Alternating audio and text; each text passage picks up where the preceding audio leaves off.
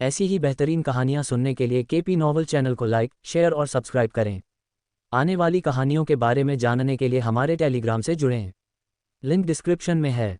BTTH disciple cashback system, अध्याय 81, आरोहण चरण। सिंदूर पक्षी मोहर। गूहे ने इस सुंदर भ्रम को कुछ आश्चर्य से देखा। इस भ्रम पर उसे एक प्रकार की उग्रता महसूस हुई जो आकाश को भस्म कर सकती थी। जब ये दृश्य उसके दिमाग से गायब हो गया तभी गूहे ने धीरे धीरे अपनी आंखें खोलीं। गूहे के दिल में ज्ञान की भावना उमड़ पड़ी, उसके बाद जंगली खुशी। इस क्षण गूहे को लगा कि उसने पृथ्वी रैंक उन्नत दू तकनीक आरोहण चरणों में पूरी तरह से महारत हासिल कर ली है। इसके अलावा यह एक गहन समझ थी जो अनुभव में डूबी हुई थी। 10,000 गुना रिटर्न न केवल तकनीक के स्तर को संदर्भित करता है बल्कि इसमें गूहे द्वारा प्रशिक्षण के दौरान लियू लिंग को दी गई अंतर्दृष्टि भी शामिल है। इसने उसे आरोहण चरणों की विरासत को आगे बढ़ाते हुए इस तकनीक में अपनी महारत को पूर्ण करने की अनुमति दी। इसने गूहे को उत्साहित किया। उन्नत पृथ्वी रैंक तकनीकों को विकसित करना बेहद मुश्किल है, इसके लिए काफ़ी मात्रा में ऊर्जा और समय की आवश्यकता होती है। फिर भी अब गूहे ने केवल एक पल बिताया था और वह पहले से ही इस अर्थ रैंक एडवांस डू तकनीक में महारत हासिल कर चुका था। इससे निस्संदेह उसका काफ़ी समय और प्रयास बच गया। अभी दृश्य में असेंशन स्टेप्स द्वारा प्रदर्शित भयानक शक्ति के बारे में सोचकर गूहे न केवल उत्साहित महसूस कर रहा था बल्कि इसे स्वयं आजमाने के लिए उत्सुक भी था। इस अर्थ रैंक एडवांस डू तकनीक के साथ गूहे को डू पूर्वज स्तर के विशेषज्ञों का सामना करने का पूरा भरोसा था। इसके अलावा उसकी जन्मजात सार अग्नि एक असाधारण लॉ से संघनित थी। इसने असेंशन स्टेप्स एक अग्नि विशेषता तकनीक को शक्ति में एक महत्वपूर्ण बढ़ावा दिया। यदि गूहे की जन्मजात सार अग्नि को और बढ़ाया जा सकता है तो भविष्य में उसके द्वारा प्रदर्शित किए जाने वाले असेंशन स्टेप्स कुछ निम्न स्तरीय स्वर्ग रैंक तकनीकों से भी प्रतिस्पर्धा कर सकते हैं। फिर गूहे ने अपनी नज़र लियू लिंग पर घुमाई जो अभी तक नहीं जागा था और चुपचाप उसके बगल में इंतजार कर रहा था। एक पल के बाद लियू लिंग की पलकें हिलीं और उसने धीरे से अपनी आंखें खोलीं। अपने मन में अभी अभी प्राप्त जानकारी के बारे में सोचते हुए लियू लिंग के चेहरे पर एक प्रसन्नतापूर्ण भाव प्रकट हुआ। गहन रैंक उन्नत तकनीक फ्लेम पाम। शिक्षक ने वास्तव में उसे एक गहन रैंक उन्नत दू तकनीक दी थी और गूहे ने जो जानकारी दी उसमें न केवल फ्लेम पाम की साधना विधि शामिल थी बल्कि फ्लेम पाम की साधना की अंतर्दृष्टि भी शामिल थी। इन अंतर्दृष्टियों के साथ उसे विश्वास था कि वह इस तकनीक में जल्दी ही महारत हासिल कर सकता है। ये सोचते हुए उसने अपने शिक्षक को असीम कृतज्ञता से देखा। शिक्षक, आप वास्तव में बहुत दयालु हैं और आपका विचार त्रुटिहीन है। उसने साधना की अंतर्दृष्टि भी दी। क्या आपने इसे सीखा है? लियू लिंग की निगाहों को महसूस करते हुए गूहे ने धीरे से कहा। लियू लिंग ने जल्दी से सिर हिलाया। गुरु, शिष्य ने इसे सीख लिया है। तो बैठ जाओ, मैं तुम्हें अंतिम पुरस्कार दूंगा, गूहे ने खड़े होकर हल्के से कहा। ये सुनकर लियू लिंग थोड़ा स्तब्ध रह गया, फिर जल्दी से गूहे के पास आया और घुटनों के बल बैठकर उत्सुकता से बोला, गुरु, शिष्य तैयार है। गूहे लियू लिंग के पास गया, अपना हाथ बढ़ाया और अपनी हथेली लियू लिंग के त्यानलिंग एक्यूपॉइंट पर रख दी। एक विचार के साथ उसने हाल ही में सीखी गई profound rank advanced body movement तकनीक विंड ट्रेडिंग और इसके अभ्यास से प्राप्त अंतर्दृष्टि को सीधे लियू लिंग को प्रेषित किया। एक पल के बाद गूहे ने बॉडी मूवमेंट तकनीक को लियू लिंग को सौंप दिया और फिर अपनी हथेली वापस ले ली। उसी समय गूहे के दिमाग में एक सिस्टम प्रॉम्प्ट गूंज उठा। डिंग, मेजबान ने शिष्य लियू लिंग को profound rank advanced body movement तकनीक विंड ट्रेडिंग प्रदान की है। मेजबान को 10,000 गुना रिटर्न ट्रिगर करने अर्थ रैंक एडवांस्ड डू तकनीक असेंशन स्टेप्स प्राप्त करने के लिए बधाई। अर्थ रैंक एडवांस्ड डू तकनीक असेंशन स्टेप्स सिस्टम स्पेस में भेज दी गई है। कृपया इसे जांचें। Host TLN। अनुवाद में यह इतना करीब होते हुए भी इतना दूर है, लेकिन यह मुझे ठीक नहीं लगा इसलिए इसे बदलकर असेंशन स्टेप्स कर दिया गया है। अर्थ रैंक एडवांस्ड डू तकनीक असेंशन स्टेप्स सिस्टम स्पेस में भेज दी गई है। होस्ट, कृपया ध्यान दें, एक और अर्थ रैंक एडवांस्ड डू तकनीक, और यह एक बॉडी मूवमेंट तकनीक है। सिस्टम के संकेत को सुनकर गूहे को खुशी हुई। एक अर्थ रैंक एडवांस्ड बॉडी मूवमेंट तकनीक का मूल्य लगभग एक निम्न स्तरीय सेलेस्टियल रैंक तकनीक के बराबर है। उन्नत बॉडी मूवमेंट तकनीक निस्संदेह निम्न स्तरीय तकनीकों की तुलना में दुर्लभ हैं। पूरे डू क्यूई महाद्वीप में इस क्षमता की शायद बहुत अधिक उच्च स्तरीय बॉडी मूवमेंट तकनीकें नहीं हैं। इसके बाद जब गूहे ने देखा कि लियू लिंग ने थोड़े समय में जागने के संकेत नहीं दिखाए तो उसने अपना दिमाग घुमाया और सीधे सिस्टम स्पेस में डूब गया। सिस्टम स्पेस में प्रवेश करने पर गूहे ने शून्य में निलंबित चांदी की रोशनी को विकीर्ण करने वाला एक पारदर्शी क्षेत्र देखा।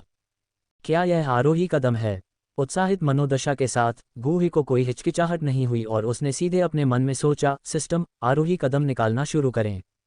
जिस क्षण गुहे के शब्द गिरे, चांदी पारदर्शी प्रकाश क्षेत्र तुरंत एक छोड़े गए तीर की तरह बाहर निकला, जो सीधे गुहे के शरीर में घुस गया। धमाका। जिस क्षण चांदी की रोशनी गुहे के शरीर में घुसी, उसका शरीर अचानक हिल गया। उसके दिमाग में सूचनाओं का एक विशाल और शक्तिशाली विस्फोट हुआ। ये सूचना के टुकड़े एक प्रकाश छाया में बदल गए, जो उसके दिमाग में चमक रही थी। अगले ही पल गुहे की चेतना में एक प्राचीन महल दिखाई दिया। प्राचीन महल में घनी पत्थर की चबूतरे थे। इस क्षण महल में एक मानव के आकार की प्रकाश छाया दिखाई दी।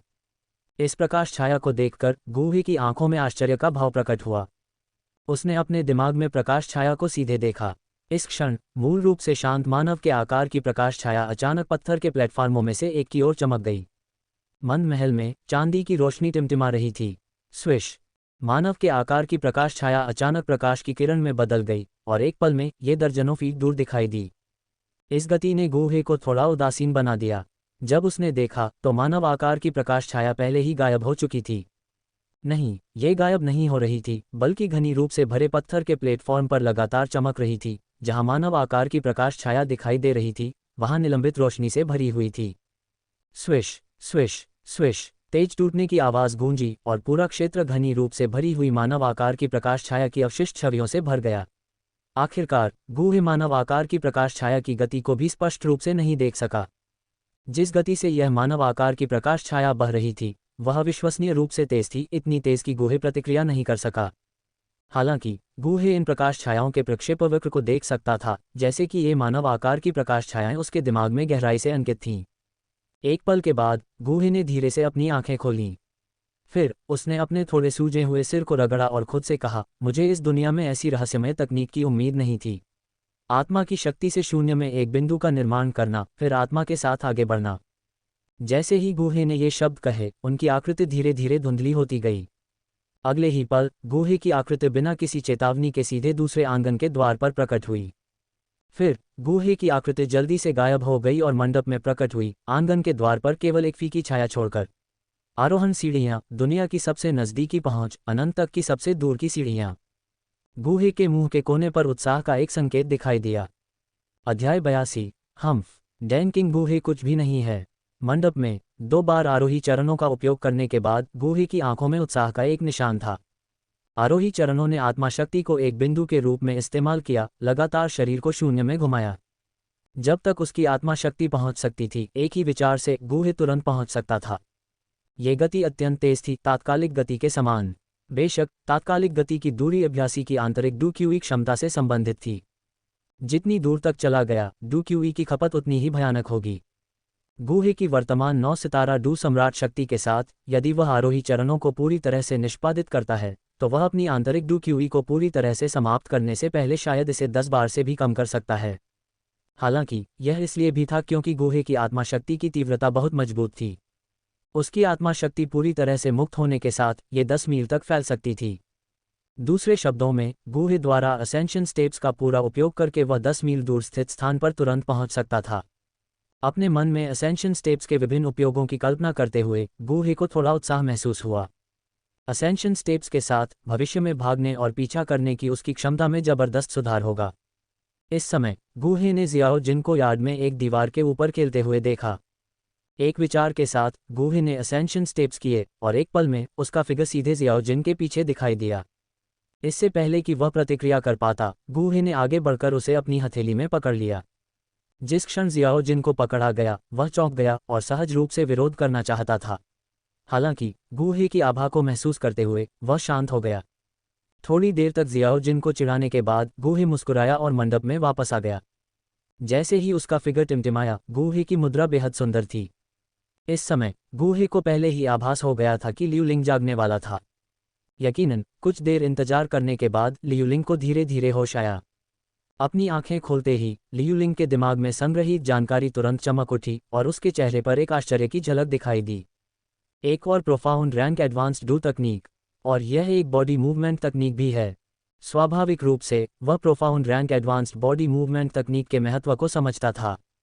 क्या तुमने इसे सीखा? लियूलिंग के चेहरे पर उत्साह महसूस करते हुए गुहे के मुंह के कोने पर एक हल्की मुस्कान दिखाई दी। उसके शब्दों पर लियूलिंग ने मुस्कुराते हुए सिर हिलाया। गुरु, आपने मुझे जो अंतर्दृष्टि दी है उसके साथ मैंने पहले ही इस प्रोफाउंड रैंक बॉडी मूवमेंट तकनीक में कुछ हद तक महारत हासिल कर ली है। अच्छा, हल्के से सिर हिलाते हुए गूहे ने ऐसी स्थिति की उम्मीद की थी। ठीक है, मैंने तुम्हें इस बार 3 पुरस्कार दिए हैं। बाहर आसमान की ओर देखते हुए गूहे ने धीरे से कहा, जब तुम अगली बार 6 स्टार डू मास्टर के पास पहुंचोगे या जब तुम 3rd रैंक अल्केमिस्ट के पास पहुंचोगे तो मैं तुम्हें फिर से 3 खजाने दूंगा। उसके शब्दों पर लियूलिंग थोड़ा स्तब्ध रह गया और फिर उसके चेहरे पर एक खुशी भरी अभिव्यक्ति दिखाई दी। तुरंत उसने अपने दिल में कठोर अभ्यास करने, जितनी जल्दी हो सके अपनी साधना को तोड़ने और अपनी कीमिया कौशल को जल्दी से सुधारने की कसम खाई। ठीक है, चूंकि तुम्हें पुरस्कार दिए गए हैं इसलिए वापस जाओ। कल विशेष प्रशिक्षण के लिए जल्दी आना याद रखना। गूहे ने अपना हाथ हिलाया, लियूलिंग को जाने दिया। हाँ गुरु, ये सुनकर लियूलिंग ने धीरे से सिर हिलाया, उठ गया और याद से बाहर चला गया। गूहे के निवास को छोड़ने के बाद लियूलिंग धीरे धीरे अपने निवास की ओर चला गया। आज के लाभों के बारे में सोचते हुए लियूलिंग के मुंह के कोने पर एक फीकी मुस्कान दिखाई दी। यदि अंतर्दृष्टि और मार्गदर्शन का एक और संचरण होता है तो वह ग्रेट डू मास्टर क्षेत्र में प्रवेश कर सकता है। ठीक इसी समय चांदनी में एक आकृति उसकी नज़र में आई। बहन यानरान, बहुत दिनों से नहीं देखी। अपने सामने खूबसूरत नलन यानरान को देखकर लियूलिंग एक पल के लिए स्तब्ध रह गया, फिर उसने गर्मजोशी से उसका अभिवादन किया। नलन यानरान ने लियूलिंग को देखकर आश्चर्य भी जताया, क्योंकि उसने काफ़ी समय से लियूलिंग को नहीं देखा था। पहले लियूलिंग हमेशा उसका पीछा करना, उसके आसपास रहना और उसे थोड़ा परेशान करना पसंद करती थी। अपने सामने उत्साही लियूलिंग को देखकर नलन यानरान ने थोड़ा भौहें से कुढ़ी। उसका चेहरा शांत था। वरिष्ठ भाई लियूलिंग। लियूलिंग ने नलन यानरान की उदासीनता पर ध्यान नहीं दिया, उत्सुकता से पूछा, बहन यानरान, क्या आप मेरे शिक्षक के यार्ड में जाने की योजना बना रही हैं? उसके शब्दों पर नलन यानरान ने सिर हिलाया और कहा, मुझे वरिष्ठ बहन जियानर से कुछ ढूंढना है। लियूलिंग ने इस पर सिर हिलाया और अचानक उसे कुछ याद आया। मुस्कुराते हुए, मैंने सुना है कि बहन यानरान हाल ही में मेरी छोटी बहन के साथ अभ्यास कर रही है। अगर बहन यानरान मेरे साथ भी अभ्यास करना चाहती है तो ये ठीक है। ये सुनकर नालन यानरान ने लियूलिंग की ओर देखा और चुप रही। लियूलिंग ने सोचा कि नालन यानरान को लग सकता है कि उसकी साधना का स्तर कम है और वह ये कहने से खुद को रोक नहीं पाया, बहन यानरान, मुझे कम मत आंकिए। मैं अब एक डू मास्टर हूँ। ये कहते हुए लियूलिंग ने अपनी आभा छोड़ी। लियूलिंग के शरीर पर आभा को महसूस करते हुए नालन यानरान स्तब्ध रह गई। फिर उसकी खूबसूरत आंखों में आश्चर्य की एक झलक दिखाई दी। तुम डू मास्टर दायरे में पहुंच गई हो। उसे हमेशा लियूलिंग की ताकत के बारे में स्पष्ट जानकारी थी। उसने उसे कुछ समय से क्यों नहीं देखा है और उसकी साधना अचानक एक डू मास्टर के स्तर तक सुधर गई है। अध्याय 83, यूनलैंड संप्रदाय को चौंका देना। वुतान शहर। जियाओ परिवार के पीछे के पहाड़ों में एक छिपी हुई चट्टान के नीचे एक काले कपड़े पहने युवक एक गुफा में पैर मोड़कर बैठा था, जो सिर्फ 1 मीटर से थोड़ी ज्यादा चौड़ी थी। चट्टान के दूसरी तरफ धुंध छाई हुई थी और धुंध के नीचे राक्षसी जानवरों की एक खतरनाक और दुर्जय पर्वत श्रृंखला छिपी हुई थी। चट्टान के नीचे एक खाई थी जिसे देखा नहीं जा सकता था। युवक ने अपने हाथ में स्टोरेज रिंग को छुआ और एक अलौकिक बूढ़े व्यक्ति की प्रेत आकृति रिंग से बाहर निकली। नजदीक से देखने पर यह एक अमर आभा वाला बूढ़ा व्यक्ति था। युवक ने बूढ़े व्यक्ति की ओर देखा, उसकी आंखें दृढ़ संकल्प से भरी हुई थीं। गुरु, मैं तैयार हूं। ये सुनकर बूढ़े व्यक्ति ने सिर हिलाया, फिर सफलता की शुरुआत करें। मैंने जो डू क्यूई गैदरिंग पिल को परिष्कृत किया है वह आपको डू प्रैक्टिशनर क्षेत्र में पहुंचने में मदद करने के लिए पर्याप्त है। इन शब्दों के साथ काले कपड़े पहने युवक ने गहरी सांस ली, अपनी छाती से जैड की बोतल निकाली और बोतल को थोड़ा झुकाकर एक नीली और हरी रंग की बारी बारी से गोली निकाली। चमकदार और गोल्ड डू क्यूई गैदरिंग पिल को देखते हुए युवक ने मंद मंद मुस्कुराया, ताज़ा खुशबू को सूंघा, अपने होठों को चाटा और बिना किसी हिचकिचाहट के उसे एक घूंट में निगल लिया। जैसे ही डू क्यूई गैदरिंग पिल उसके मुंह में गई, अंदर एक हल्की ठंड फैल गई और एक पल के बाद एक गर्म और शुद्ध ऊर्जा उसके शरीर में घुस गई, जिससे काले कपड़े पहने युवक का शरीर अचानक कांप उठा। शांत चेहरे के साथ युवक ने जल्दी से डू क्यूई को अवशोषित करने के लिए हाथ की मुहरें बनाई। उसकी सांस धीरे धीरे स्थिर हो गई और उसके शरीर में मंद डू क्यूई ने उसकी इच्छा का जवाब दिया। तेजी से शक्तिशाली शुद्ध औषधीय शक्ति के साथ जुड़कर पागल शोधन शुरू कर दिया। छोटी सी गुफा में शांत हवा अचानक लहराई और हल्की सफ़ेद डू क्यूई हवा में फैल गई, लगातार काले कपड़े पहने युवक के शरीर में प्रवेश कर रही थी। दांत भींचे हाथों ने डू क्यूई को अवशोषित करने के लिए तेजी से सील बनाई और युवक का शरीर ऊर्जा को परिष्कृत करना जारी रखता था। हालांकि दो ऊर्जाओं के टकराव के कारण उसके मेरिडियन में दर्द की अनुभूति हुई, लेकिन उसके मेरिडियन आम लोगों की तुलना में ज़्यादा सख्त थे, इसलिए दर्द हालांकि महसूस हुआ, लेकिन इससे कोई खास नुकसान नहीं हुआ। शरीर के अंदर डूक्यूई ने हरे रंग की शुद्ध ऊर्जा के गुच्छों को ढंक दिया। पागल शोधन के साथ हरी ऊर्जा एक दृश्यमान दर पर पीली डूक्यूई में समाहित हो गई, और इस अतिरिक्त शक्ति के समर्थन से युवक के शरीर में डूक्यूई का पैमाना एक दृश्यमान गति से फैल रहा था। यद्यपि शुद्ध औषधीय शक्ति निरंतर परिष्कृत होती रही, लेकिन ऐसा लगता था कि यह अंतहीन है। हर बार जब डूक्यूई औषधीय शक्ति के एक समूह को परिष्कृत करता, तो हरी ऊर्जा का एक बड़ा समूह ऊपर की ओर दौड़ता। अंदर के निरंतर शोधन और बाहर से डूक्यूई के निरंतर संचार के साथ युवक की डूक्यूई ने धीरे धीरे उसके अधिकांश मेरिडियन को भर दिया था। शोधन जारी रहा, और जब शुद्ध औषधीय शक्ति की अनुवर्ती शक्ति कमजोर पड़ने लगी, तो काले कपड़े पहने युवक ने अचानक पाया कि उसके शरीर में डूक्यूई एक महत्वपूर्ण बिंदु तक फैल गई थी जिसे और नहीं बढ़ाया जा सकता था। डूक्यूई के विस्तार ने सीधे युवक की मेरिडियन को धीरे से हिला दिया। भयंकर दर्द से उसका मुंह फट गया। जल्दी करो, डूक्यूई भंवर को संघनित करो, अन्यथा ये फट जाएगा। शिक्षक की चीख युवक के दिल में गड़गड़ाहट की तरह थी। एक गहरी सांस लेते हुए युवक के हाथ की मुहरें बदल गईं, अंगूठा और तर्जनी जुड़ गईं, उंगलियां आपस में जुड़ गईं, एक अजीब सी मुहर बन गई। जैसे ही युवक के हाथ की मुहरें बदलीं, उसके शरीर में उमड़ता हुआ डूक्यूई मानो भयंकर चूषण के अधीन हो तेजी से निचले पेट की ओर सिकुड़ गया। विभिन्न मेरिडियन में फीकी सफ़ेद डूक्यूई सभी पीछे हटने लगी, और जब सभी डूक्यूई निचले पेट में एकत्र हुए तो पीला डूक्यूई पहले से ही दूधिया सफ़ेद में बदल गया था। जल्दी करो, डूक्यूई को संपीड़ित करो। उन्हें संपीड़ित करने के लिए अपनी आत्मा की धारणा का उपयोग करें। यदि डूक्यूई भंवर का संघनन विफल हो जाता है तो आप डूक्यूई के 8वें चरण में वापस आ जाएंगे। शिक्षक की चीख युवक के दिमाग में बहुत समय पर पड़ी। थोड़ा सिर हिलाते हुए युवक ने अपना दिमाग केंद्रित किया। उसकी उत्कृष्ट आत्मा की धारणा ने तुरंत उसके शरीर में डूक्यूई पर नियंत्रण पा लिया, और फिर पागल संपीड़न शुरू हो गया। आत्मा की धारणा के तहत दूधिया सफ़ेद डूक्यूई ने लगातार हिंसक रूप से मंथन करते हुए विरोध करना शुरू कर दिया। यद्यपि प्रतिरोध प्रबल था, लेकिन युवक की आत्मा की धारणा, जिस पर शिक्षक भी आश्चर्यचकित थे, ने डूक्यूई के विरोध को निरर्थक बना दिया। एक संक्षिप्त टकराव के बाद प्रतिरोध असहाय रूप से सिकुड़ने लगा। जब डूक्यूई हथेली के आकार तक सिकुड़ गया तो ये फिर से जम गया। फिर से संपीड़ित करें, शिक्षक चिल्लाया। अपने दांतों को काटते हुए युवक ने अपनी आंखें बंद कर लीं, और दूधिया सफ़ेद डूक्यूई के चारों ओर की आत्मा की धारणा अचानक अधिकतम तक फैल गई, फिर बेरहमी से इसे संपीड़ित किया। बूम! एक हल्की दबी हुई आवाज़ चुपचाप अंदर गूंज उठी। दबी हुई आवाज़ के साथ वह शक्ति जो युवक को कठोर प्रतिरोध करने के लिए प्रेरित करती थी, समाप्त हो गई। एक गहरी सांस लेते हुए युवक गिर गया, उसकी छाती हिंसक रूप से धड़क रही थी। ठंडी गुफा में लेटे हुए युवक ने अपने शरीर में प्रचुर ऊर्जा को महसूस किया जो 4 साल से अनुपस्थित थी। उसके होठों पर एक हल्की मुस्कान दिखाई दी। एक क्षण के बाद मुस्कान धीरे धीरे चौड़ी होती गई, हल्की हंसी में बदल गई, फिर एक जोरदार हंसी में, और अंत में एक पागल हंसी में। एक सांस छोड़ते हुए बंद आंखों वाले युवक ने धीरे धीरे उन्हें खोला। काली पुतलियों में दूधिया सफ़ेद रोशनी लगभग 10 सेकंड तक रही और फिर धीरे धीरे खत्म हो गई। मुंह थोड़ा खुला, युवक ने कुछ भारी सांस छोड़ी। सांस बाहर थूकने के बाद युवक का रंग स्पष्ट रूप से अधिक उज्ज्वल हो गया। अपनी गर्दन को मोड़ते हुए हड्डियों के टकराने की चटकने वाली आवाज़ सुनकर युवक मुस्कुराया, अपना सिर उठाया, भूत की तरह गुफा के द्वार पर तैरते हुए बूढ़े आदमी को देखा। उसने मुस्कुराते हुए कहा, गुरुजी, मैं सफलतापूर्वक डू प्रैक्टिशनर क्षेत्र में प्रवेश कर गया हूँ। बूढ़े आदमी ने सिर हिलाया, अगर आप डू प्रैक्टिशनर क्षेत्र में भी प्रवेश नहीं कर सकते तो मेरे लिए आपको शिष्य के रूप में स्वीकार करना एक मजाक होगा। ये सुनकर युवक के मुंह के कोने कुछ असंतुष्ट होकर फड़क उठे। गुरुजी, मैं कुछ ही महीनों में डू प्रैक्टिशनर क्षेत्र में प्रवेश करने में सक्षम हो गया। इसे अच्छा माना जाना चाहिए, है न? युवक को इस तरह बोलते देख बूढ़े ने धीरे से कहा, छोटे यानजी, डू प्रैक्टिशनर बनना तो बस शुरुआत है। उस समय डू हुआंग स्तर के कीमियागरों को भी मेरे सामने घुटने टेकने पड़ते थे। डू हुआंग स्तर के कीमियागरों ने भी आपके सामने सिर झुकाया। युवक बहुत हैरान हुआ और उसने आश्चर्य से पूछा, गुरु, आप किस स्तर के कीमियागर हैं? ये सुनकर बूढ़े ने शांति से कहा, शिक्षक की पृष्ठभूमि मैं अभी आपको नहीं बताऊंगा। आपको बस ये जानना है कि तथाकथित डैन किंग जैसा कोई व्यक्ति बस कुछ भी नहीं है। युवक के मुंह के कोने फड़क उठे।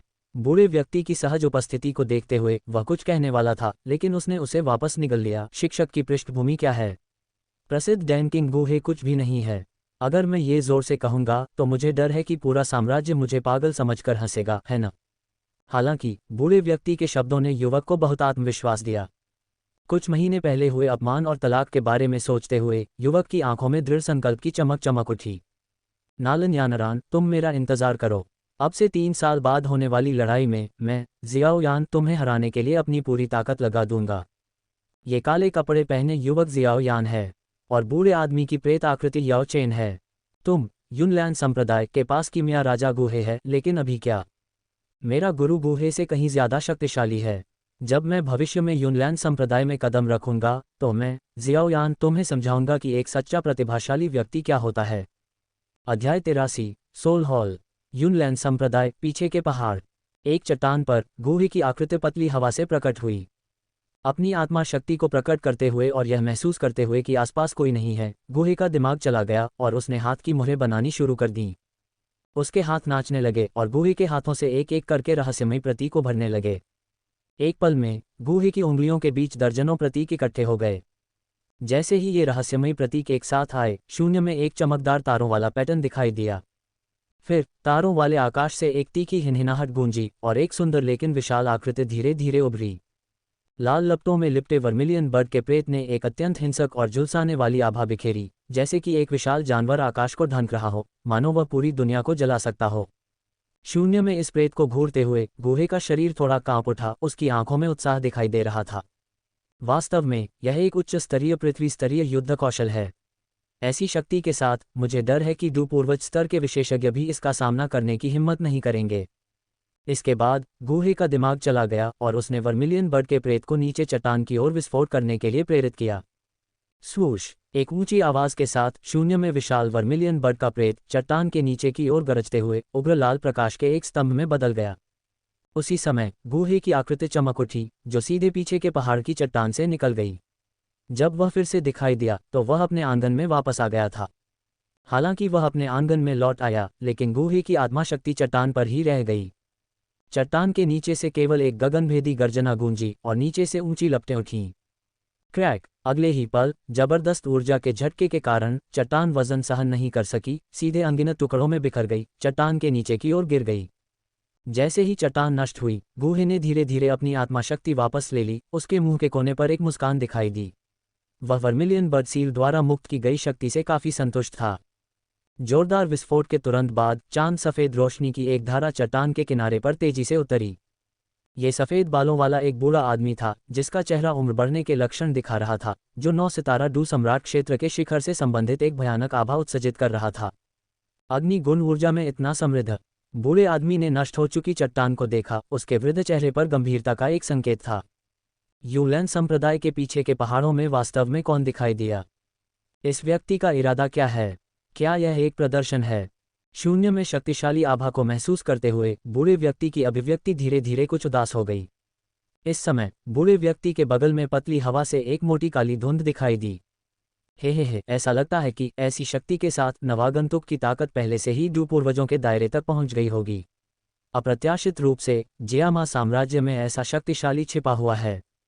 हालांकि मुझे आश्चर्य है, क्या ये व्यक्ति आपके युनलैन संप्रदाय का दोस्त या दुश्मन है? ऐसा लगता है कि जियामा साम्राज्य में आपकी स्थिति उतनी स्थिर नहीं है जितनी आप सोचते हैं। काली धुंध के भीतर से एक विचित्र आवाज आई, जो उपहास से भरी थी। काली धुंध से आवाज सुनकर बूढ़े व्यक्ति का चेहरा और भी काला हो गया। काली धुंध के भीतर का अस्तित्व बूढ़े व्यक्ति के चेहरे पर उदासी की परवाह नहीं करता था। भयानक आवाज जारी रही, क्या होगा युनशान? ये संरक्षक तुम्हें एक और मौका देगा। जब तक तुम इस संरक्षक के साथ सहयोग करते हो, 2 साल के भीतर मैं निश्चित रूप से तुम्हें पूर्वजों के दायरे में पहुंचने में मदद करूंगा। इस तरह जियामा साम्राज्य में तुम्हारे युनलैन संप्रदाय की स्थिति स्थिर बनी रह सकती है। तुम शाही परिवार को खत्म करने और पूरे जियामा साम्राज्य को एक ही झटके में एकीकृत करने में भी सक्षम हो सकते हो। इस संरक्षक का धैर्य सीमित है। यदि आप टालमटोल करते रहेंगे तो क्या आपको डर नहीं है कि यह संरक्षक जियामा शाही परिवार से संपर्क करेगा? इस संरक्षक का मानना है कि बूढ़े व्यक्ति सम्राट जियामा को इस संरक्षक के साथ सहयोग करने के लिए बहुत इच्छुक होना चाहिए। ये सुनकर बूढ़े व्यक्ति का चेहरा बदल गया। यदि यह कट्टर दुश्मन सम्राट जियामा पूर्वज क्षेत्र में घुस गया तो जियामा साम्राज्य में युनलैन संप्रदाय की स्थिति वास्तव में खतरे में पड़ जाएगी। एक पल के लिए हिचकिचाहट के बाद बूढ़े व्यक्ति ने कुछ गंभीरता से कहा, क्या आप वास्तव में 2 साल के भीतर पूर्वज क्षेत्र में घुसने में मेरी मदद कर सकते हैं? हे, ऐसा लगता है कि आपको अभी भी इस संरक्षक पर भरोसा नहीं है। एकमात्र डू पूर्वज क्षेत्र आत्मा महल के लिए क्या मायने रखता है? यदि इस संरक्षक के पास कोई मिशन न होता और उसे आपके युनलैंड संप्रदाय की शक्ति की आवश्यकता न होती, तो भले ही आप घुटने टेककर भीख मांगते, ये संरक्षक आपकी परवाह नहीं करता, काली धुंध में आवाज ने ठंडे स्वर में कहा। ये सुनकर युनशान चुप हो गया। एक पल के बाद उसने धीरे से सिर हिलाया और कहा, ठीक है, मैं तुमसे वादा करता हूँ। हे, तुम आखिरकार प्रकाश देख रहे हो। निश्चिंत रहो, जिस दिन तुम डू पूर्वज क्षेत्र में प्रवेश करोगे, तुम्हें आज लिए गए निर्णय पर बिल्कुल भी पछतावा नहीं होगा। काली धुंध से कुछ हद तक विजयी हंसी आई। युनशान ने हल्के से सिर हिलाया और कहा, मुझे आशा है कि ऐसा होगा। जैसे ही उसके शब्द निकले, युनशान की आकृति एक सफ़ेद रोशनी में बदल गई और चट्टान पर गायब हो गई।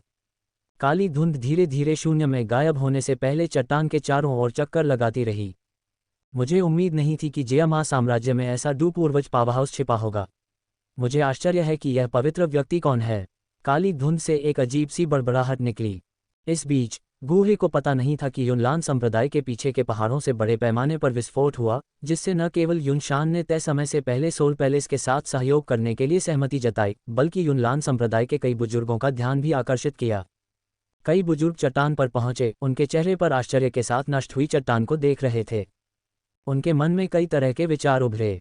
क्या पीछे के पहाड़ों में कोई भयानक राक्षस हो सकता है? क्या युनलान संप्रदाय से गुजरने वाला कोई अद्वितीय विशेषज्ञ हो सकता है? युनलान संप्रदाय के बुजुर्गों के मन में कई तरह की अजीबोगरीब अटकलें कौंधीं। इस सब के सर्जक इस समय अपने आंगन के मंडप में आराम से बैठे थे, संतुष्ट भाव के साथ चाय का आनंद ले रहे थे। इस समय गूहे के हाव भाव थोड़े बदल गए और उनके चेहरे पर आश्चर्य की झलक दिखाई दी। ये बूढ़ा आदमी मेरे पास क्यों आ रहा है? थोड़ी देर बाद चांद सफ़ेद लबादा पहने एक वरिष्ठ व्यक्ति धीरे धीरे गूहे के आंगन के बाहर पहुंचा। ये एल्डर गूहे से मुलाकात का अनुरोध करता है। चांद सफ़ेद लबादा पहने ये बुजुर्ग व्यक्ति कोई और नहीं बल्कि युनलैंड संप्रदाय के बाहरी संप्रदाय के प्रबंधक गेये थे। अंदर आइए। गेये के शब्द कुछ देर के लिए चुप हो जाने के बाद आंगन से गूहे की धीमी आवाज़ आई। ये सुनकर गेये सम्मानपूर्वक आंगन में प्रवेश कर गया। गेये एल्डर गूहे को सम्मान देता है। मंडप के पास पहुंचकर गेये ने सम्मानपूर्वक गूहे को सलाम किया। मुझे आश्चर्य है कि प्रबंधक गेये यहाँ क्यों आए हैं? गूहे ने अपने हाथ में चाय का प्याला नीचे रखा और कुछ उलझन में पूछा। गेये ने जवाब दिया, एल्डर गूहे, मितेर परिवार ने अभी अभी किसी को ये कहते हुए भेजा है कि उन्हें मितेर नीलामी घर में आपसे चर्चा करनी है। मितेर परिवार? ये सुनकर गूहे थोड़ा स्तब्ध रह गया, फिर तुरंत उस दिन मितेर टेंगशान के साथ हुए समझौते के बारे में सोचा। क्या ऐसा हो सकता है कि उसने पहले से ही किंगमिंग दीर्घायु गोली के लिए औषधीय सामग्री एकत्र कर ली है? अध्याय 84, किंगमिंग दीर्घायु गोली को परिष्कृत करना। 1 घंटे बाद मिटर नीलामी घर, वीआईपी कमरा। चीफ टेंगशान ने मुझे यहाँ बुलाया है। क्या ये किंगमिंग दीर्घायु गोली के मामले के लिए है? वीआईपी कमरे में गूहे और मिटर टेंगशान एक दूसरे के सामने बैठे थे। ये सुनकर मिटर टेंगशान ने सिर हिलाया और कहा, वास्तव में लॉर्ड अल्केमिस्ट, मैंने किंगमिंग दीर्घायु गोली को परिष्कृत करने के लिए आवश्यक सभी सामग्री पहले ही एकत्र कर ली है। गूहे की आंखों में आश्चर्य की एक झलक दिखाई दी। मित्र परिवार वास्तव में जियामा साम्राज्य का सबसे धनी परिवार है। यहाँ तक कि युनलैंड संप्रदाय को भी किंगमिंग दीर्घायु गोली को परिष्कृत करने के लिए सभी सामग्री एकत्र करना मुश्किल होगा। मुझे उम्मीद नहीं थी कि चीफ टेंगशान इतने कम समय में उन सभी को इकट्ठा करने में सक्षम होंगे। भगवान की मियागर बहुत दयालु हैं। मितिर परिवार की तुलना युनलैंड संप्रदाय से कैसे की जा सकती है? मितिर टेंगशान ने विनम्रतापूर्वक उत्तर दिया, मैं बस भाग्यशाली था। इन औषधीय सामग्रियों को इकट्ठा करने के लिए मुझे भी एक महत्वपूर्ण कीमत चुकानी पड़ी। जैसे ही उसने बात की, मितिर टेंगशान के चेहरे पर दर्द के भाव दिखाई दिए। ये स्पष्ट था कि मितिर परिवार ने इन सामग्रियों को इकट्ठा करने के लिए काफ़ी राशि खर्च की थी। चीफ टेंगशान बहुत विनम्र हो रहे हैं। चून की औषधीय सामग्री एकत्र की गई है, इसलिए कृपया उन्हें सौंप दें, गूहे ने शांति से कहा। बहुत अच्छा। ये सुनकर मितिर टेंगशान ने संकोच नहीं किया और तुरंत गूहे को एक भंडारण अंगूठी भेंट की। मितिर टेंगशान से भंडारण अंगूठी स्वीकार करते हुए गूहे की चेतना ने उसमें प्रवेश किया और सामग्री की जांच की। फिर उसने स्वीकृति में सिर हिलाया। भंडारण अंगूठी के अंदर न केवल किंगमिंग दीर्घायु गोली को परिष्कृत करने के लिए सामग्री थी, बल्कि बैंगनी आत्मा गोली के लिए कुछ मुख्य सामग्री भी थी। स्टोरेज रिंग को दूर रखने के बाद गूहे ने खड़े होकर कहा, चून की औषधीय सामग्री एकत्र कर ली गई है और अभी भी कुछ समय है, इसलिए मैं इसे आपके लिए परिष्कृत कर सकता हूँ। गूहे ने मितिर टेंगशान को देखा और पूछा, क्या नीलामी घर में कोई शांत जगह है? गूहे के शब्दों को सुनकर मितिर टेंगशान ने कुछ हिचकिचाहट दिखाई। भगवान की मियागर, क्या आप अभी किंगमिंग दीर्घायु गोली को परिष्कृत करना शुरू करने की योजना बना रहे हैं? उनकी राय में गूहे को इसे परिष्कृत करने से पहले कुछ तैयारी करनी चाहिए, खासकर इस तरह की छठी कक्षा की गोली के लिए। अगर कोई गलती हुई तो पिछले सभी प्रयास व्यर्थ हो जाएंगे। मितिर टेंगशान कीमिया की दुनिया के नियमों से अच्छी तरह वाकिफ थे। अगर ये दोनों सामग्री बर्बाद हो गईं तो सबसे ज़्यादा नुकसान उन्हें ही होगा। मितिर परिवार ने उन्हें इकट्ठा करने में काफ़ी रकम खर्च की थी। मितिर टेंगशान की हिचकिचाहट को देखकर गूहे स्वाभाविक रूप से समझ गए कि वह क्या सोच रहे थे। वह कुछ हद तक नाखुश दिखे और बोले, अगर चीफ टेंगशान को मेरी कीमियागिरी के हुनर पर भरोसा नहीं है तो आप किसी और की तलाश करने पर विचार कर सकते हैं। ये सुनकर मिटर टेंगशान का दिल धड़क उठा। किसी और की तलाश? पूरे जियामा साम्राज्य में वह एकमात्र छठी कक्षा का कीमियागर था। वह और किसकी तलाश कर सकता था? मिटर टेंगशान कुछ हद तक अवाक महसूस कर रहे थे, लेकिन उन्होंने गूहे को अपना असंतोष दिखाने की हिम्मत नहीं की। उन्होंने जल्दी से समझाया, लॉर्ड अल्केमिस्ट, मैंने शायद बहुत जल्दबाजी में बात की है।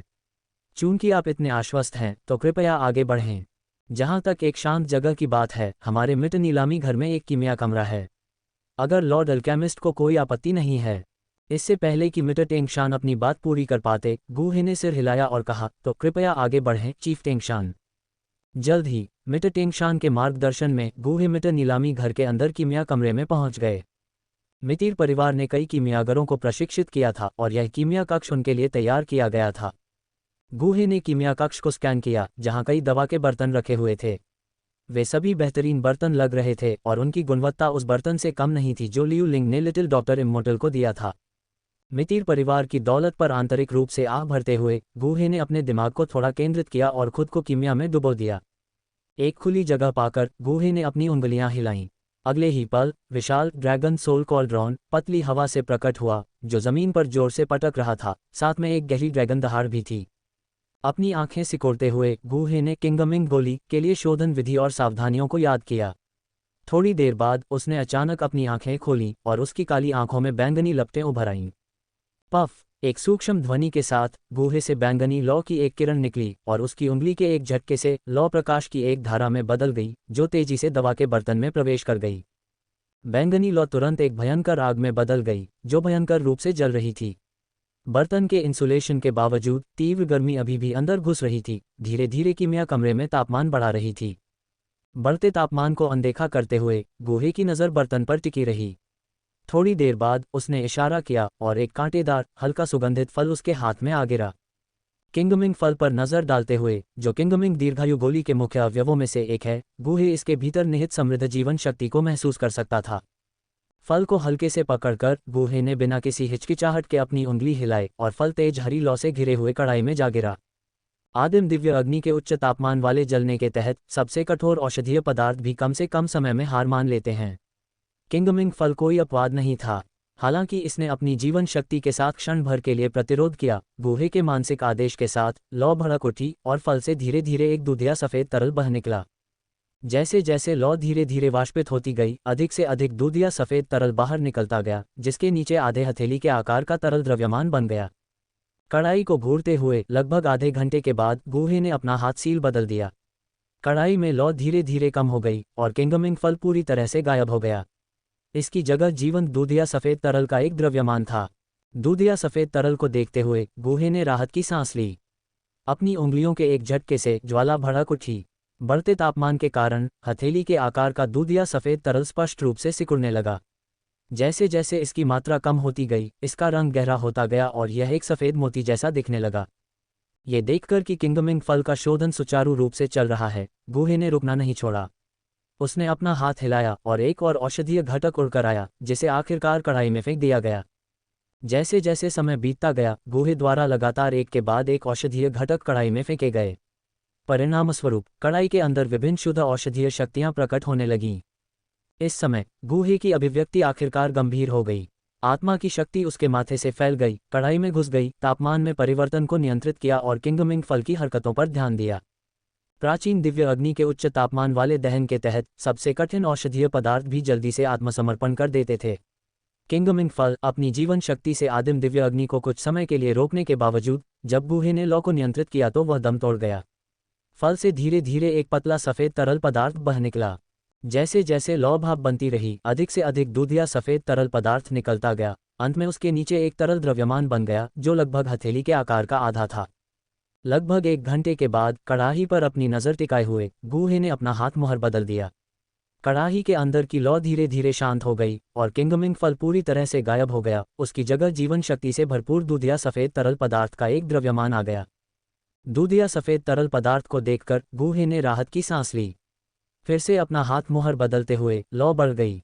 बढ़ते तापमान के तहत हथेली के आकार का दूधिया सफ़ेद तरल पदार्थ स्पष्ट रूप से सिकुड़ने लगा। जैसे जैसे इसकी मात्रा कम होती गई, इसका रंग गहरा होता गया जब तक कि यह एक सफ़ेद मोती जैसा नहीं हो गया। शोधन प्रक्रिया को सुचारू रूप से चलते हुए देखकर गूहे ने विराम नहीं लिया। उसने अपना हाथ हिलाया और एक और औषधीय घटक उड़कर अंदर आया, जिसे आखिरकार कढ़ाई में फेंक दिया गया। जैसे जैसे समय बीतता गया, गूहे द्वारा लगातार एक के बाद एक औषधीय घटक कढ़ाई में फेंके गए। नतीजतन कढ़ाई के अंदर विभिन्न शुद्ध औषधीय शक्तियां प्रकट होने लगीं। इस समय गूहे की अभिव्यक्ति आखिरकार गंभीर हो गई। आत्मा शक्ति उसके माथे से फैल गई, कढ़ाई में घुस गई, तापमान में परिवर्तन को नियंत्रित किया और किंगमिंग फल की हरकतों पर ध्यान दिया। लगभग 3 घंटे तक चली एक सावधानीपूर्वक शोधन प्रक्रिया के बाद गूहे द्वारा सभी औषधीय अवयवों को व्यवस्थित तरीके से सफलतापूर्वक परिष्कृत किया गया। जैसे जैसे थकाऊ शोधन प्रक्रिया अपने समापन के करीब पहुंची, धीरे धीरे कढ़ाई के अंदर एक खुरदरी असमान गोली का प्रोटोटाइप बनने लगा। बैंगनी लौ के धीमे भूनने के साथ गोली का प्रोटोटाइप अधिक गोल हो गया और उसमें से एक मजबूत औषधीय सुगंध निकलने लगी। प्रक्रिया को सावधानीपूर्वक बनाए रखते हुए गोली की दूधिया सफ़ेद सतह तेजी से चमकदार हो गई। लगभग आधे घंटे के बाद गोली अचानक कांपने लगी और कहीं से एक शक्तिशाली ऊर्जा तरंग प्रकट हुई, जो पानी में लहरों की तरह बेतहाशा फैल रही थी। डोंग डोंग, जैसे जैसे ऊर्जा तरंगें फैलती गईं, वे आखिरकार कढ़ाई की भीतरी दीवार से टकराईं, जिससे एक तीखी घंटी जैसी आवाज़ निकली। अध्याय 85, शक्तिशाली लोगों का जमावड़ा। सौभाग्य से मेरा ड्रैगन सोल कॉल्ड्रॉन काफ़ी मजबूत है। अगर यह एक साधारण कॉल्ड्रॉन होता तो यह संभवतः इस ऊर्जा प्रभाव के तहत बिखर जाता, गूहे ने टिप्पणी की। ऊर्जा उछाल के बीच कॉल्ड्रॉन को केवल थोड़ा सा कांपते हुए देखा। ऊर्जा प्रभाव के सामने कॉल्ड्रॉन की लचीलापन देखकर गूहे चुपचाप प्रशंसा करने से खुद को रोक नहीं सका। कीमिया कक्ष के बाहर मिस्टर टेंग शान गलियारे में आगे पीछे घूम रहा था। वह कभी कभी कीमिया कक्ष को देखने के लिए रुक जाता था। उसका चेहरा चिंता और अधीरता से भरा हुआ था। हमें सफल होना चाहिए, मिस्टर टेंग शान ने चुपचाप प्रार्थना की। तभी उसने अचानक कीमिया कक्ष से आने वाले एक हिंसक कंपन को महसूस किया। इस कंपन को सुनकर मिस्टर टेंग शान की अभिव्यक्ति बदल गई। क्या ये विफलता हो सकती है? इस विचार के साथ मिस्टर टेंग शान का चेहरा कुछ भद्दा हो गया। हालांकि कुछ ही समय बाद उसने महसूस किया कि ऊर्जा में बहुत तेजी से उतार चढ़ाव हो रहा है। साथ ही एक समृद्ध औषधीय सुगंध कीमिया कक्ष से होकर बाहर तक पहुंची। यह एक सफलता है। तीव्र ऊर्जा उतार चढ़ाव को महसूस करते हुए मिस्टर टेंग शान क्षण भर के लिए स्तब्ध रह गया और फिर उसके चेहरे पर खुशी दिखाई दी। लेकिन उस पल कीमिया कक्ष के अंदर की ऊर्जा अचानक एक भयानक स्तर तक बढ़ गई। फिर एक जोरदार धमाके के साथ ऊर्जा का लगभग आधा फुट चौड़ा स्तंभ सीधे कीमिया कक्ष से बाहर निकला, छत को भेदते हुए और आकाश में उड़ गया। प्रकाश के स्तंभ को छत को भेदते हुए और आकाश तक पहुंचते हुए देखकर मिस्टर टेंग शान क्षण भर के लिए स्तब्ध रह गया और फिर उसके चेहरे पर आश्चर्य का भाव दिखाई दिया। क्या ये छठी कक्षा की गोली की शक्ति बन रही थी? मिस्टर नीलामी घर के ऊपर उठते ऊर्जा स्तंभ ने तुरंत शाही शहर के कई मजबूत व्यक्तियों का ध्यान आकर्षित किया। कई लोग आश्चर्यचकित दिखे और फिर जल्दी से अपने घरों से बाहर निकल गए। कुछ ही पलों में मिस्टर टेंग नीलामी घर के बाहर कई ताकतवर लोग जमा हो गए। जब उन्होंने करीब से देखा तो कुछ ताकतवर लोगों ने आखिरकार प्रकाश स्तंभ की उत्पत्ति को पहचान लिया और हवा में विस्मय भर गया। प्रकाश स्तंभ औषधीय सुगंध से भरा हुआ है। ऐसा लगता है कि कोई उस कमरे के अंदर गोलियों को परिष्कृत कर रहा है। हालांकि उच्च श्रेणी की गोलियां कुछ हलचल पैदा कर सकती हैं, जब तक कि यह 7वीं श्रेणी की गोली न हो। ऐसा शायद ही कभी होता है। क्या ये हो सकता है कि कोई 7वीं श्रेणी की गोली को परिष्कृत करने की कोशिश कर रहा हो? असंभव। 7वीं श्रेणी की गोली के निर्माण से होने वाली हलचल बहुत अधिक होती है। यह शायद छठी श्रेणी की गोलियों में से एक दुर्लभ उच्च श्रेणी की गोली है। तस्क कोई भी गोली जो इस तरह की गड़बड़ी पैदा कर सकती है, निश्चित रूप से साधारण नहीं है। मुझे आश्चर्य है कि अंदर का मास्टर कीमियागर कौन है। क्या ये कीमियागर गिल्ड से ग्रैंड मास्टर फामा हो सकता है? हे, ग्रैंड मास्टर फामा केवल 5वीं कक्षा के एक शीर्ष कीमियागर हैं। उनके पास इस तरह की छठी कक्षा की गोली को परिष्कृत करने की क्षमता कैसे हो सकती है? जैसे जैसे अधिक से अधिक शक्तिशाली व्यक्ति टॉवर के चारों ओर इकट्ठा होते गए, कानाफूसी और चर्चाएं लगातार बढ़ती गईं। कुछ लोगों ने इन वार्तालापों को सुना, उनकी आंखों में लालच बढ़ता गया। एक गोली जो इस तरह की हलचल पैदा कर सकती थी, निस्संदेह असाधारण थी। हुश! अचानक तेज हवा की आवाज गूंजी और आकृतियां तेजी से आईं। वे आकाश में लटके हुए थे, आश्चर्य से प्रकाश के स्तंभ को देख रहे थे। ऐसी घटना के साथ ये छठी कक्षा की गोली होनी चाहिए। मुझे आश्चर्य है कि मिटिटिंग नीलामी घर में कौन सा मास्टर गोलियों को परिष्कृत कर रहा है। आकाश में एक आकृति ने आश्चर्यचकित होकर कहा। हाँ, गड़बड़ी को देखते हुए यह शायद 7वीं कक्षा तक पहुंचने के करीब है। इस स्तर की गोलियां ऐसी चीज नहीं है जिन्हें गूहे भी आसानी से परिष्कृत कर सकें, एक अन्य व्यक्ति ने कहा। उसके चेहरे पर गंभीरता दिखाई दे रही थी। यदि मितिर तेंगशान यहाँ होते तो वे आकाश में दिखाई देने वाली बुजुर्ग आकृति को जिया मा रॉयल फैमिली के संरक्षक जिया के रूप में पहचान लेते, जिन्हें जिया रोन के नाम से भी जाना जाता है, और मध्यम आयु वर्ग के व्यक्ति को म्यूचेन के रूप में पहचान लेते, जो म्यू परिवार का मुखिया है। कुछ समय पहले क्लाउड मिस्ट संप्रदाय से खबर आई थी कि पिल्किंग गूहे अब उच्च श्रेणी की छठी श्रेणी की गोलियों को परिष्कृत कर सकता है। जिया रोंग ने अचानक याद किया। मिटिटिंग नीलामी घर की दिशा की ओर देखते हुए उसकी आंखें अटकलों से भरी हुई थीं। इस पर म्यूचेन ने आश्चर्य से पलकें झपकाईं। क्या आप सुझाव दे रहे हैं कि अंदर वाला व्यक्ति पिल्किंग गूहे हो सकता है? ये बहुत संभव है। जिया रोंग ने थोड़ा सिर हिलाया, उसकी अभिव्यक्ति कुछ गंभीर थी। ऐसा लगता है कि मिटर परिवार पर शाही परिवार का दबाव बहुत अधिक है। मुझे आश्चर्य है कि मितिर तेंगशान ने पिल्किंग गूहे को कैसे आमंत्रित किया। जियामा शाही परिवार के लिए जियामा साम्राज्य में सबसे प्रमुख संप्रदाय क्लाउड मिस्ट संप्रदाय निस्संदेह एक महत्वपूर्ण चिंता का विषय था। संप्रदाय में जबरदस्त ताकत थी, जिसके अध्यक्ष डू सम्राट विशेषज्ञ युन युन थे। इसके अतिरिक्त युन शान डू पूर्वज तक पहुंचने के लिए एकांत में था। हालांकि जियामा शाही परिवार की ताकत को कम करके नहीं आंका जाना चाहिए, लेकिन क्लाउड मिस्ट संप्रदाय की तुलना में ये कुछ हद तक कम था। पिछले कुछ वर्षों में दोनों विशाल संस्थाएं सतह पर शांतिपूर्ण तरीके से सह अस्तित्व में दिखीं, लेकिन कई गुप्त संघर्षों में उलझी रहीं। सार्वजनिक रूप से दोनों पक्षों ने अपने रुख की घोषणा नहीं की थी, लेकिन पर्दे के पीछे वे सहयोगियों को इकट्ठा कर रहे थे और सीधे संघर्ष से बचते हुए अपने स्वयं के विकास को बढ़ावा दे रहे थे। शाही परिवार के सतर्क होने के बावजूद उन्होंने अपना चेहरा नहीं फाड़ा था।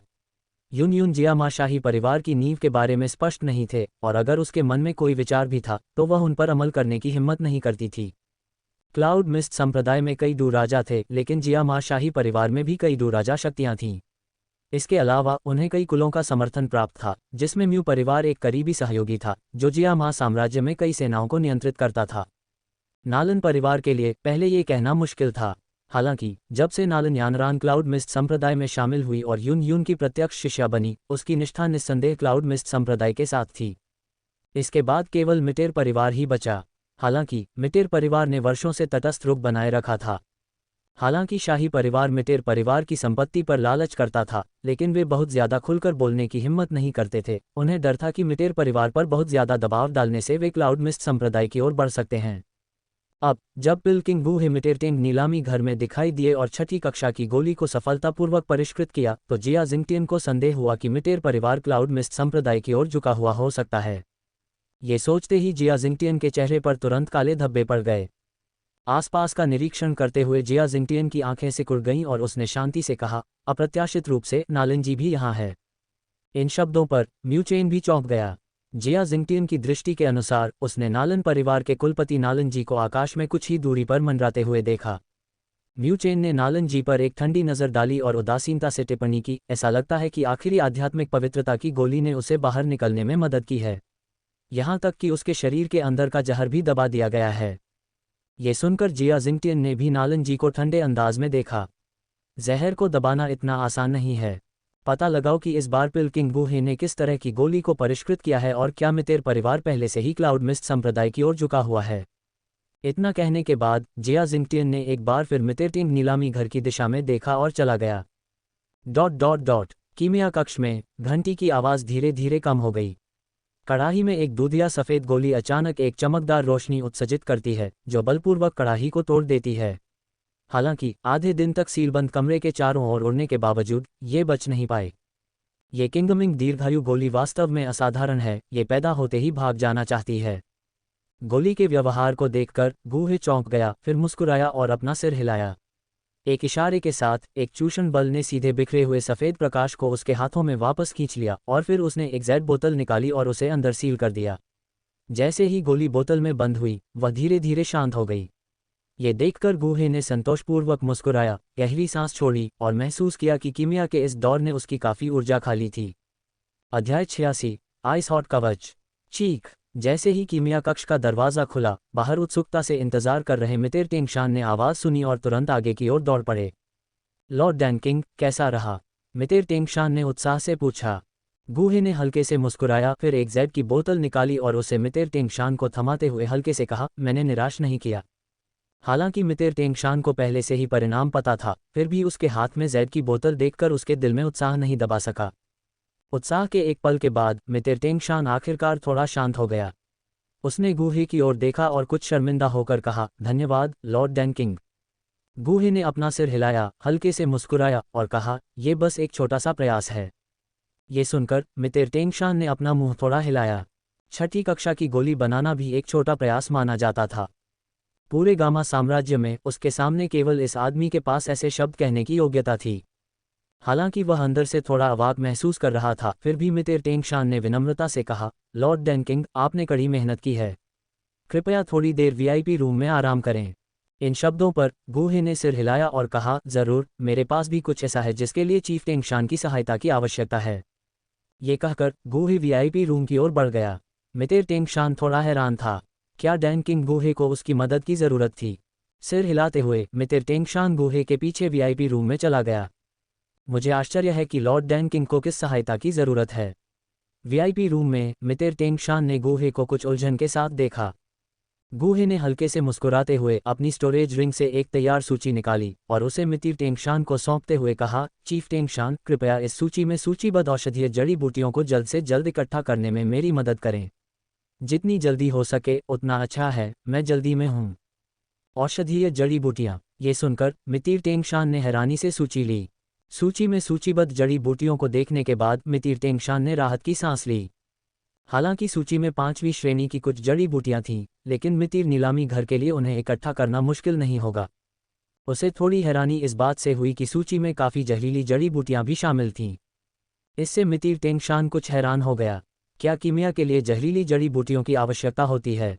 हालांकि वह हैरान था, लेकिन मितिर टेंगशान समझ गया कि कीमियागरों द्वारा दी गई सूची के बारे में लापरवाही से पूछताछ करना वर्जित है। ये सोचकर मितिर टेंगशान ने इन विवरणों की परवाह नहीं की। उसने मुस्कुराते हुए गूहे की ओर सिर हिलाया और कहा, लॉर्ड डैनकिंग, निश्चिंत रहें, मैं जल्द से जल्द आपके लिए ये जड़ी बूटियां इकट्ठा करने के लिए किसी को भेजूंगा। कृपया यहाँ एक पल रुकें। गूहे ने सिर हिलाया, फिर अपनी स्टोरेज रिंग से अपना अनंत सोने का सिक्का कार्ड निकाला और उसे मितिर टेंगशान को देते हुए कहा, इस कार्ड से इन जड़ी बूटियों का खर्च काट लें। इन शब्दों पर मितिर टेंगशान के हाव भाव बदल गए। उसने व्यंग्यात्मक ढंग से मुस्कुराते हुए कहा, लॉर्ड डैनकिंग, आप मजाक कर रहे हैं। मुझे आइस हार्ट लॉन्गेविटी पिल को परिष्कृत करने में आपकी मदद करने के लिए आपको पुरस्कृत करने का मौका भी नहीं मिला है। इन जड़ी बूटियों के खर्च को मेरा आपका आभार माने। गूहे थोड़ा स्तब्ध रह गया और उसने सीधे मितिर टेंगशान की दयालुता को अस्वीकार कर दिया। जरूरी नहीं, चीफ टेंगशान की सद्भावना, मैं सराहना करता हूँ। हालांकि मुझे जितनी औषधीय जड़ी बूटियों की ज़रूरत है वह काफ़ी है। इस सूची में सूचीबद्ध जड़ी बूटियाँ, मैं चीफ टेंगशान को प्रत्येक के 10 हिस्से उपलब्ध कराने के लिए परेशान करता हूँ, गूहे ने उदासीनता से कहा। क्या 10 हिस्से? ये सुनकर मिटर टेंगशान आश्चर्यचकित हुए बिना नहीं रह सका। उसके चेहरे पर विस्मय की झलक थी। डैनकिंग, ये? मिटर टेंगशान की झिझक भरी अभिव्यक्ति को देखकर गूहे ने पूछा, क्या बात है चीफ टेंगशान, इसे संभाल नहीं सकते? बेशक, ये किया जा सकता है, लेकिन इसमें कुछ समय लगेगा। मैं लॉर्ड डैनकिंग से एक पल और प्रतीक्षा करने के लिए कहता हूँ, मिटर ने जल्दी से उत्तर दिया। इन शब्दों पर मितिर टेंगशान ने तुरंत अपना संयम वापस पा लिया। एक पल के लिए झिझकने के बाद उसने कहा, चूंकि लॉर्ड डैनकिंग ने ऐसा कहा है, इसलिए मैं इसे मजबूर नहीं करूंगा। अगर लॉर्ड डैनकिंग को कोई आपत्ति नहीं है तो मैं आपको ये जड़ी बूटियां 30% छूट पर बेच सकता हूँ। ये सुनकर गूहे मना करने ही वाला था। आखिरकार उसके पास एक अनंत सोने के सिक्के का कार्ड था और सोने के सिक्कों की कोई भी मात्रा उसके लिए बहुत मायने नहीं रखती थी। हालांकि उसके साथ हुए व्यवहार को देखते हुए उसने अब मना नहीं किया और थोड़ा सिर हिलाते हुए कहा, चूंकि चीफ टेंगशान ने ऐसा कहा है तो मैं सम्मानपूर्वक स्वीकार करूंगा।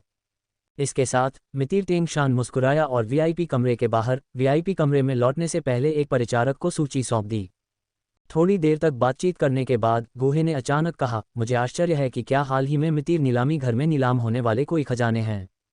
कोषाध्यक्ष। ये सुनकर मितिर टेंगशान को थोड़ा आश्चर्य हुआ। उसे लगा कि गूहे अगली नीलामी में भाग लेने की तैयारी कर रहा है। उसने सिर हिलाया और कहा, खजाने के बारे में हमने हाल ही में काफ़ी लाभ कमाया है। गूहे की आंखें इस कथन पर चमक उठीं और उसने पूछा, चीफ टेंगशान, क्या आप मुझे अगली नीलामी के लिए नीलामी वस्तुओं की सूची देखने देंगे? ये सुनकर मितिर टेंगशान हंसा, इसमें क्या मुश्किल है? अगर लॉर्ड डैनकिंग इसे देखना चाहते हैं तो बस एक नज़र डालें। ये कहते हुए मितिर टेंगशान ने अपनी भंडारण अंगूठी से एक सूची निकाली और गूहे को सौंप दी। प्रत्याशा के संकेत के साथ गूहे ने अपने हाथों में सूची को ध्यान से देखा। थोड़ी देर बाद गूहे ने सूची पढ़ना समाप्त कर दिया। उसकी आंखें चमक उठीं, कुछ हद तक आश्चर्यचकित। ऐसा लगता है कि चीफ टेंगशान ने अगली नीलामी के लिए बहुत सारी अच्छी चीजें तैयार की हैं। ये सुनकर मितिर टेंगशान बोलने ही वाला था कि उसने गूहे को पूछते हुए सुना, चीफ टेंगशान, क्या इस सूची में सूचीबद्ध आइस हॉट आर्मर अब मुझे सीधे बेचा जा सकता है? आइस हॉट आर्मर में 5वीं श्रेणी के कई आइस एट्रीब्यूट मैजिक कोर लगे हुए थे जो आश्चर्यजनक सुरक्षा प्रदान करते थे, जो डुहुआन पावरहाउस के पूर्ण प्रहार को झेलने के लिए पर्याप्त थे। ये सुनकर मितिर टेंगशान एक पल के लिए स्तब्ध रह गया और फिर उसकी आंखें थोड़ी बदल गईं, जैसे कि वह कुछ सोच रहा हो। थोड़ी देर बाद मितिर टेंगशान ने आखिरकार धीरे से सिर हिलाया और कहा, चूंकि लॉर्ड डैनकिंग को यह आइस हॉट आर्मर पसंद है, इसलिए मैं स्वाभाविक रूप से मना नहीं करूंगा। हालांकि यह थोड़ा परेशान करने वाला था, लेकिन मितिर टेंगशान गूहे की भावनाओं को ध्यान में रखते हुए केवल उसके अनुरोध पर सहमत हो सकता था। ये सुनकर गूहे तुरंत मुस्कुराया और कहा, तो मैं चीफ टेंगशान को अग्रिम धन्यवाद दूंगा। मितिर टेंगशान ने यह सुनकर अपना सिर थोड़ा हिलाया और कहा, यह बस एक छोटा सा प्रयास है। उसके बाद गूहे और मितिर टेंगशान ने बातचीत जारी रखी। लगभग 1 घंटे तक इंतजार करने के बाद एक प्रबंधक कमरे में आया। उसने मितिर टेंगशान को एक स्टोरेज रिंग दी। मितिर टेंगशान ने स्टोरेज रिंग ली और फिर उसे सीधे गूहे को सौंप दिया। भगवान दान राजा, आपको जो कुछ भी चाहिए वह इसमें है। ये कहते हुए मितिर टेंगशान ने गूहे का अनंत सोने का सिक्का कार्ड निकाला और गूहे को सौंप दिया। ये सुनकर गूहे ने स्टोरेज रिंग ली और उसे थोड़ा सा चेक किया, जिससे एक मुस्कान प्रकट हुई। इन औषधीय जड़ी बूटियों के साथ भले ही वह इस बार लंबी यात्रा पर जाए, लियुलिंग और जियोईजियान के लिए खेती के संसाधनों की उपेक्षा नहीं होगी। अध्याय 87, यूनलान संप्रदाय को छोड़ना। गुरुजी, मैं यहाँ हूँ। उत्साहित होकर लियुलिंग आंगन में भागा और गूहे पर चिल्लाया, जो मंडप में आराम कर रहा था। जवाब में गूहे ने धीरे से अपनी आंखें खोलीं, लियुलिंग की ओर देखा और फिर उदासीनता से कहा, तुम यहाँ हो, बड़बड़ाने की कोई ज़रूरत नहीं है। लियुलिंग अजीब तरह से मुस्कुराया, गुरुजी, मेरे लिए एक विशेष प्रशिक्षण सत्र का समय आ गया है ना? गूहे ने हल्के से सिर हिलाया, फिर अपना हाथ हिलाया और आंगन में एक बड़ा लकड़ी का बैरल दिखाई दिया। लियुलिंग ने यार्ड में लकड़ी के बैरल को देखा और उलझन में पूछा, गुरुजी, क्या आपने नहीं कहा था कि आप आज प्रशिक्षण पद्धति बदलने जा रहे हैं? लियुलिंग कुछ हद तक निराश महसूस कर रहा था। 5 स्टार डू मास्टर दायरे में घुसने के बाद उस पर ब्लड इग्निशन पाउडर का प्रभाव महत्वपूर्ण नहीं था। इतना बातूनी क्यों? जल्दी करो और पानी में कूद जाओ, गूहे ने उसे घूरकर डांटा। ठीक है गुरु। ये सुनते ही लियुलिंग ने तुरंत बात करना बंद कर दिया। वह जल्दी से लकड़ी के बैरल में पानी भरने के लिए दौड़ा और फिर आज्ञाकारी ढंग से पानी में कूद गया। गूहे ने लियुलिंग की ओर देखा, अपने हाथ से एक जेड की बोतल निकाली और धीरे धीरे लकड़ी के बैरल की ओर चला गया। जैसे ही गूहे ने जेड की बोतल खोली, पन्ना हरे रंग का तरल धीरे धीरे लकड़ी के बैरल में बहने लगा। ये देखकर लियुलिंग कुछ हैरान हुआ और उसने पूछा, गुरु, क्या आपने कोई गलती की है? यह एमेथिस्ट स्पिरिट लिक्विड है, आप इसे अभी क्यों डाल रहे हैं? क्या आपको पहले ब्लड इग्निशन पाउडर का इस्तेमाल नहीं करना चाहिए? गूहे ने उसे बेहोशी से देखा और धीरे से कहा, मुझे डर है कि तुम बाद में नहीं बचोगे, इसलिए मैं पहले से ही निवारक उपाय कर रहा हूँ। नहीं बचोगे? उसके शब्दों से लियुलिंग का दिल कांप उठा। उसने गूहे को डरते हुए देखा और कमजोरी से कहा, गुरु, क्या आप इस बार वाकई गंभीर होने जा रहे हैं? गूहे ने उसकी ओर देखा, व्यंग्य किया और कहा, क्यों, अब डर गए? कल तीव्रता बढ़ाने के बारे में इतना दृढ़ कौन था?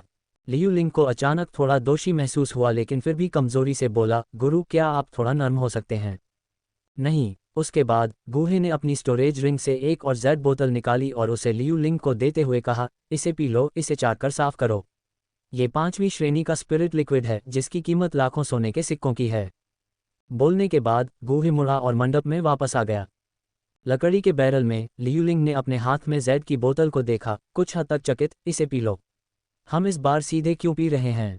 गूहे के अभी अभी कहे गए शब्दों के बारे में सोचते हुए लियुलिंग को अचानक थोड़ा डर लगा और वह पीने में झिझकने लगा। इस समय गूहे मंडप में वापस आया, अपने लिए एक कप चाय डाली और लियुलिंग को अभी भी हिचकिचाते हुए देखकर उसने कहा, एमेथिस्ट स्पिरिट लिक्विड की प्रभावशीलता वाष्पित हो जाएगी। यदि आप इस तरह देरी करते हैं, जब प्रभावशीलता समाप्त हो जाती है, तो आपका जीवन वास्तव में खतरे में पड़ सकता है। ये सुनकर लियू लिंग का चेहरा बदल गया और बिना किसी हिचकिचाहट के उसने सीधे जेड की बोतल खोल दी। जिस क्षण जेड की बोतल खोली गई उसमें से तुरंत एक तीखी सांस निकली। लियू लिंग का चेहरा बदल गया, उसने मंडप में गूहे को देखा, उसकी आंखों में उग्रता की झलक दिखाई दी और फिर उसने सीधे अपना सिर झुकाया और बोतल को अपने मुंह में ले आया। अगले ही पल लाल तरल बोतल से बाहर निकल गया और सीधे लियू लिंग द्वारा निगल लिया गया। जैसे ही लाल तरल उसके पेट में गया, लियू लिंग को लगा जैसे उसने पिघला हुआ लावा निगल लिया हो। उसके पेट से जलन फैल गई और लियू लिंग का चेहरा बदल गया। जैसे ही औषधीय शक्ति खत्म हुई, लियू लिंग के अंगों में एक बेहद दर्दनाक जलन फैल गई। एक पल में लियू लिंग का चेहरा मुड़ गया। इसके बाद आंगन में एक दिल दहला देने वाली चीख गूंजी। कमरे में जियाओ यी जियान बाहर से आ रही चीखों से जाग गई। उसने अपनी आंखें धीरे से खोलीं और उसके मुंह के कोनों पर अभी भी काले पाउडर का निशान था। कल रात विष निगलने से होने वाले दर्द को याद करते हुए जियाओ यी जियान के चेहरे पर एक डर सा छा गया। आहा हा हा हा।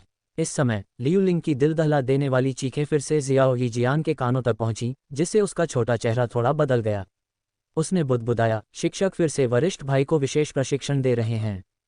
विशेष प्रशिक्षण के दौरान वरिष्ठ भाई द्वारा सहे गए दर्द की तुलना में विष निगलना थोड़ा हल्का लगता है।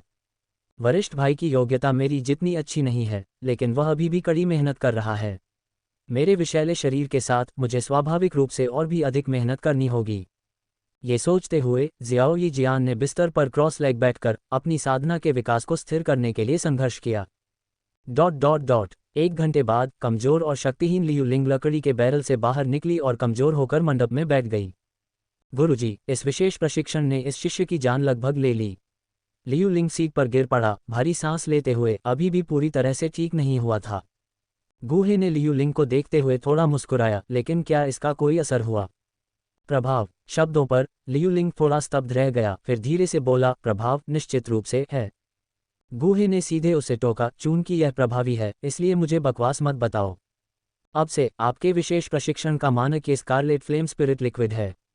इतना कहकर गूहे ने अपने स्टोरेज रिंग से दर्जनों जेड बोतलें निकाली और उन्हें टेबल पर रख दिया। यह अगले महीने के लिए आपकी आपूर्ति है। आपका भविष्य का विशेष प्रशिक्षण आप पर निर्भर करेगा, गूहे ने उदासीनता से कहा। लियू लिंग ने टेबल पर दर्जनों जेड बोतलों को देखा, अचानक एहसास हुआ और आश्चर्य से पूछा, गुरुजी, क्या आप जा रहे हैं? गूहे ने धीरे से सिर हिलाया, मुझे कुछ काम निपटाने हैं और मैं कल ही निकल जाऊंगा। इस यात्रा में शायद 1 महीने का समय लगेगा। मेरे जाने के बाद तुम्हें अपनी साधना में ढिलाई नहीं बरतनी चाहिए। जब मैं वापस आऊंगा तो तुम्हारी प्रगति की जांच करूंगा। अगर तुम स्थिर हो जाओ तो मुझे कठोर होने का दोष मत देना। गूहे ने सख्त लहजे में लियू लिंग की ओर देखा। लियू लिंग ने अपने दिल में कसावट महसूस की, तुरंत एक वादा किया, गुरु आप निश्चिंत रहिए, शिष्य निश्चित रूप से लगन से अभ्यास करेगा। गूहे ने स्वीकृति में सिर हिलाया, हालांकि तुम्हारी योग्यता तुम्हारी छोटी बहन जितनी अच्छी नहीं है, लेकिन लगन से कमियों की भरपाई की जा सकती है। जब तक तुम लगन से अभ्यास करते रहोगे, तुम भविष्य में अपनी छोटी बहन से आगे निकल सकते हो। गुरुजी, शिष्य ये कर लेगा।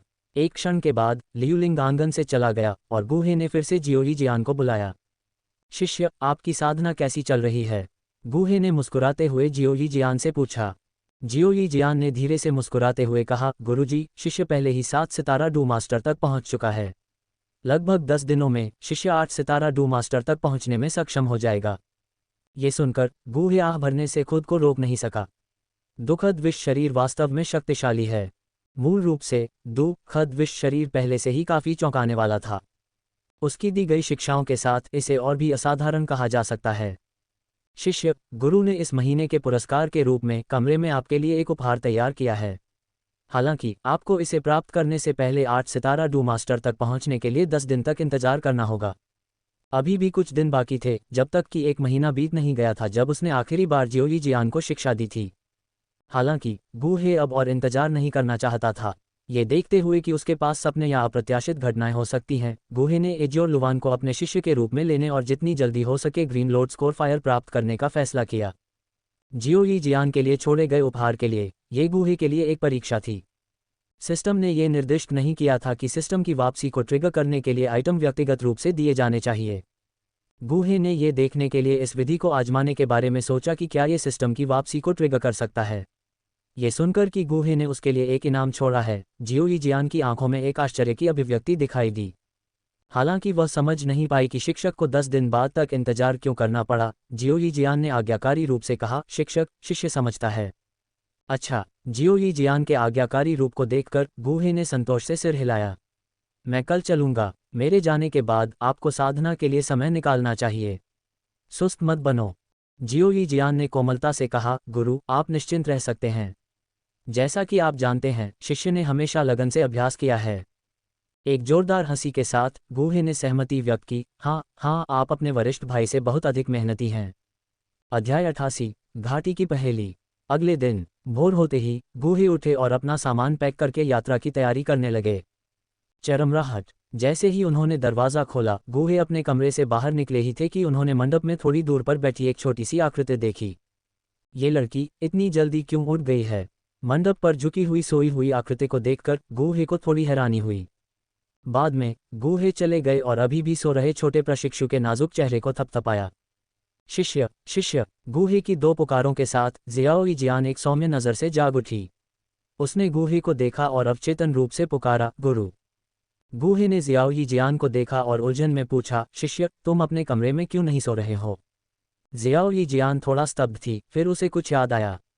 उसका चेहरा बदल गया। ठीक है गुरु, शिष्य के पास आपको देने के लिए कुछ है।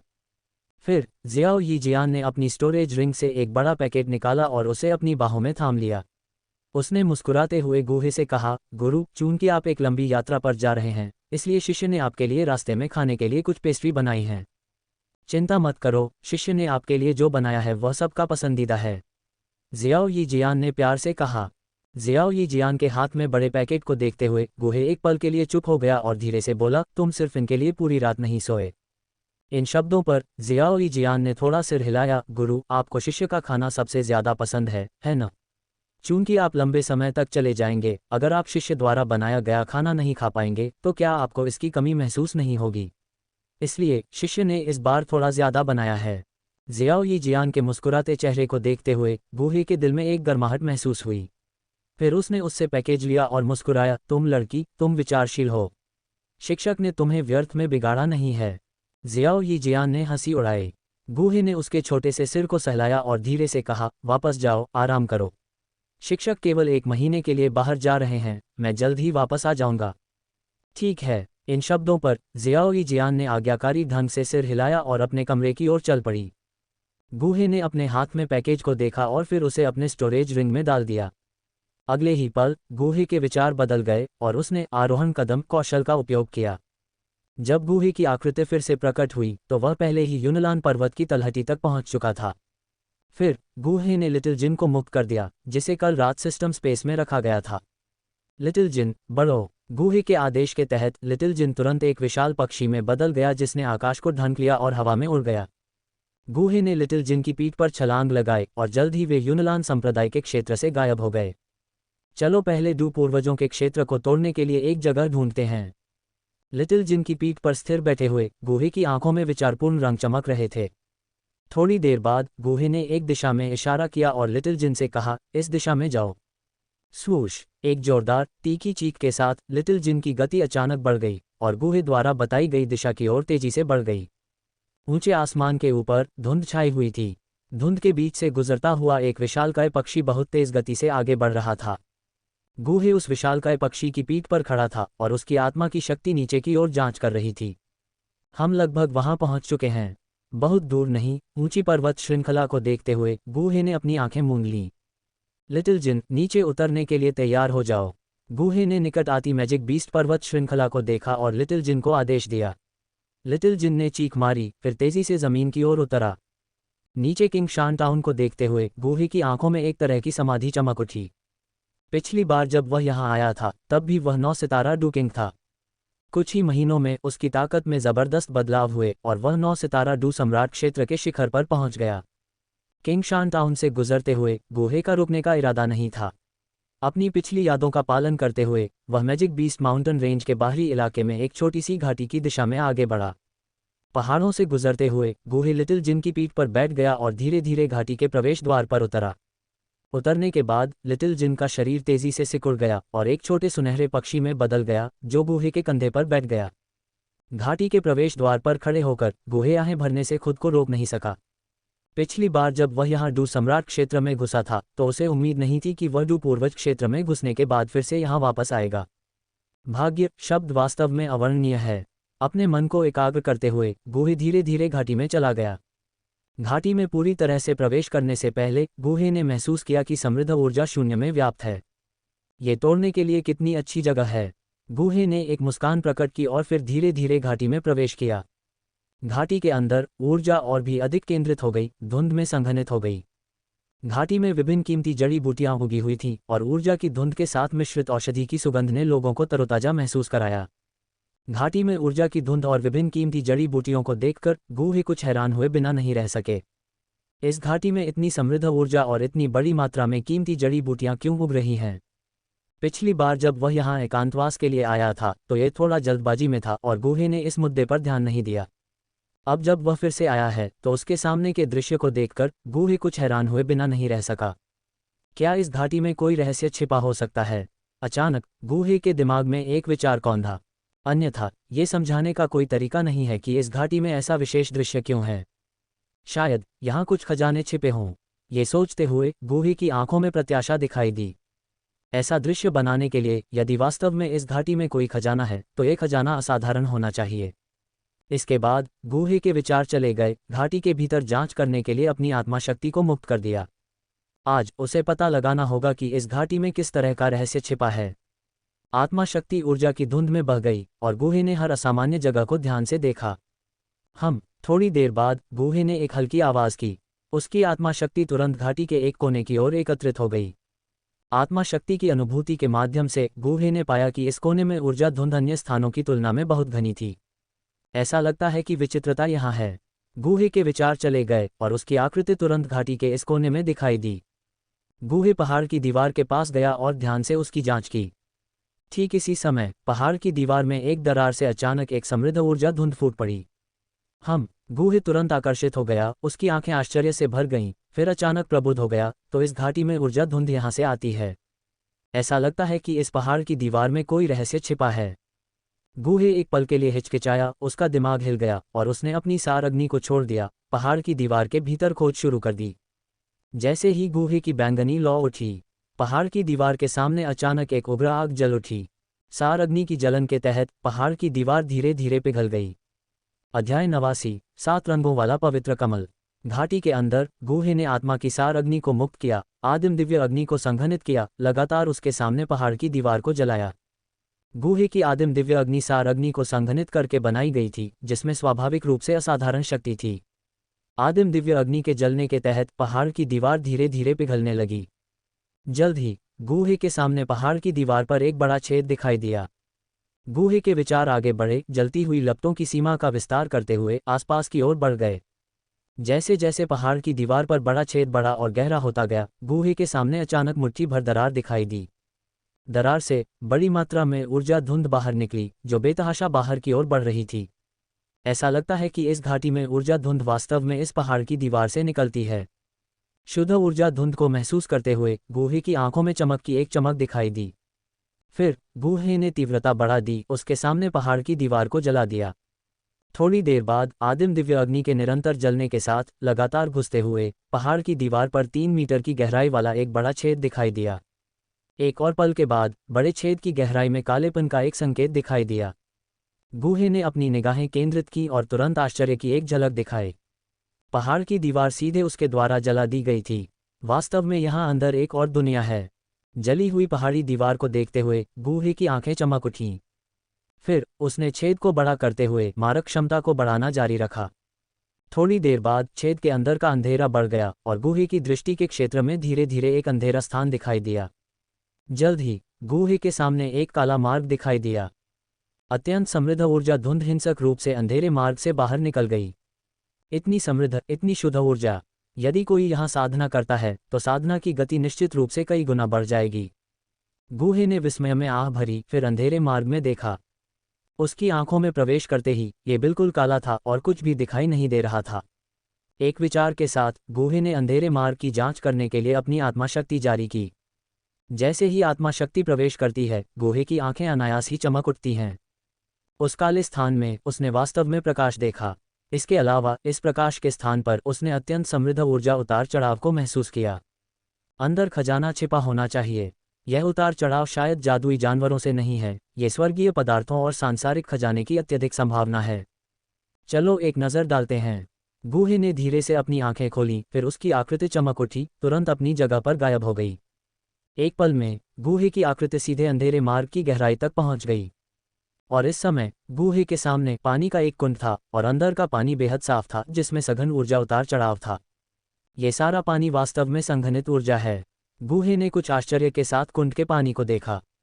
हालांकि जिस चीज ने गूहे का सबसे ज्यादा ध्यान खींचा वह था कुंड के बीच में एक कमल का फूल। कुंड के बीच में पानी पर एक 7 रंगों वाला कमल का फूल तैर रहा था, जो एक मनमोहक सुगंध छोड़ रहा था जो अंधेरे स्थान में व्याप्त थी। 7 रंगों वाला कमल का फूल। गूहे की नज़र इस कमल के फूल पर टिकी रही। ये कमल का फूल लगभग एक झांग लंबा था और इसकी 7 रंगों वाली पंखुड़ियों पर धुंधली 7 रंगों वाली चमक बह रही थी। दूर से ये 7 रंगों वाला कमल का फूल ऐसा लग रहा था मानो इसे तराशा गया हो। इसके साथ ही जब पंखुड़ियों पर 7 रंगों की चमक टिमटिमा रही थी, तो इन 7 रंगों की पंखुड़ियों पर भयानक ऊर्जा के उतार चढ़ाव चमक रहे थे, जो अंततः 7 रंगों वाले कमल के फूल के केंद्र में एकत्रित हो गए। कमल का बीज। गूहे की पुतलियां अचानक सिकुड़ गईं। 7 रंगों वाले कमल के फूलों के बीच वास्तव में एक टिमटिमाती हरी रोशनी थी, जो एक उंगली के आकार का कमल का बीज निकला। कमल के बीज से निकलने वाले हरे प्रकाश के प्रभामंडल ऊर्जा के साथ व्याप्त थे। गूहे की निगाहें तालाब में 7 रंगों वाले कमल के फूल पर टिकी रहीं। अचानक गूहे के दिमाग में एक उज्ज्वल विचार कौंधा। 9वीं कक्षा के कीमियागर की विरासत से उसे अचानक इस 7 रंगों वाले कमल के फूल के बारे में जानकारी मिली। 7 रंगों वाला पवित्र कमल। यह अफवाह थी कि प्राचीन समय में डुक्यूई महाद्वीप पर एक 9 रंगों वाला कमल का फूल था जो स्वर्ग और पृथ्वी को चुनौती देता था, जिसका नाम 9 रंगों वाला पवित्र कमल था। 9 रंगों वाला पवित्र कमल अनंत ऊर्जा इकट्ठा करने के लिए पैदा हुआ। प्राचीन समय में जब 9 रंगों वाला पवित्र कमल प्रकट हुआ, इसने उस समय कई शीर्ष शक्तियों की प्रतिस्पर्धा को आकर्षित किया। 9 रंग का पवित्र कमल, जो पहले से ही प्रबुद्ध था, एक महत्वपूर्ण क्षण में 9 कमल के बीजों में बदल गया और शून्य में भाग गया। बाद में किसी ने 8 रंग के पवित्र कमल की एक नस्ल की खेती करने के लिए अनगिनत प्रयास करके एक कमल का बीज प्राप्त किया। हालांकि 8 रंग के पवित्र कमल की तुलना पौराणिक 9 रंग के पवित्र कमल से नहीं की जा सकती थी, फिर भी यह विशाल ऊर्जा एकत्र कर सकता था। इस 8 रंग के पवित्र कमल की मदद से उस व्यक्ति ने अंततः एक साधारण परिवार को महाद्वीप के शिखर पर एक शीर्ष शक्ति में बदल दिया। गूहे की निगाह उसके सामने 7 रंग के पवित्र कमल पर टिकी हुई थी। उसके मन में बेकाबू होकर अटकलें चल रही थीं। क्या ये 7 रंग का कमल का फूल 8 रंग के पवित्र कमल के बीज के विकास का परिणाम हो सकता है? अगर ऐसा होता तो वह जैकपॉट मार लेता।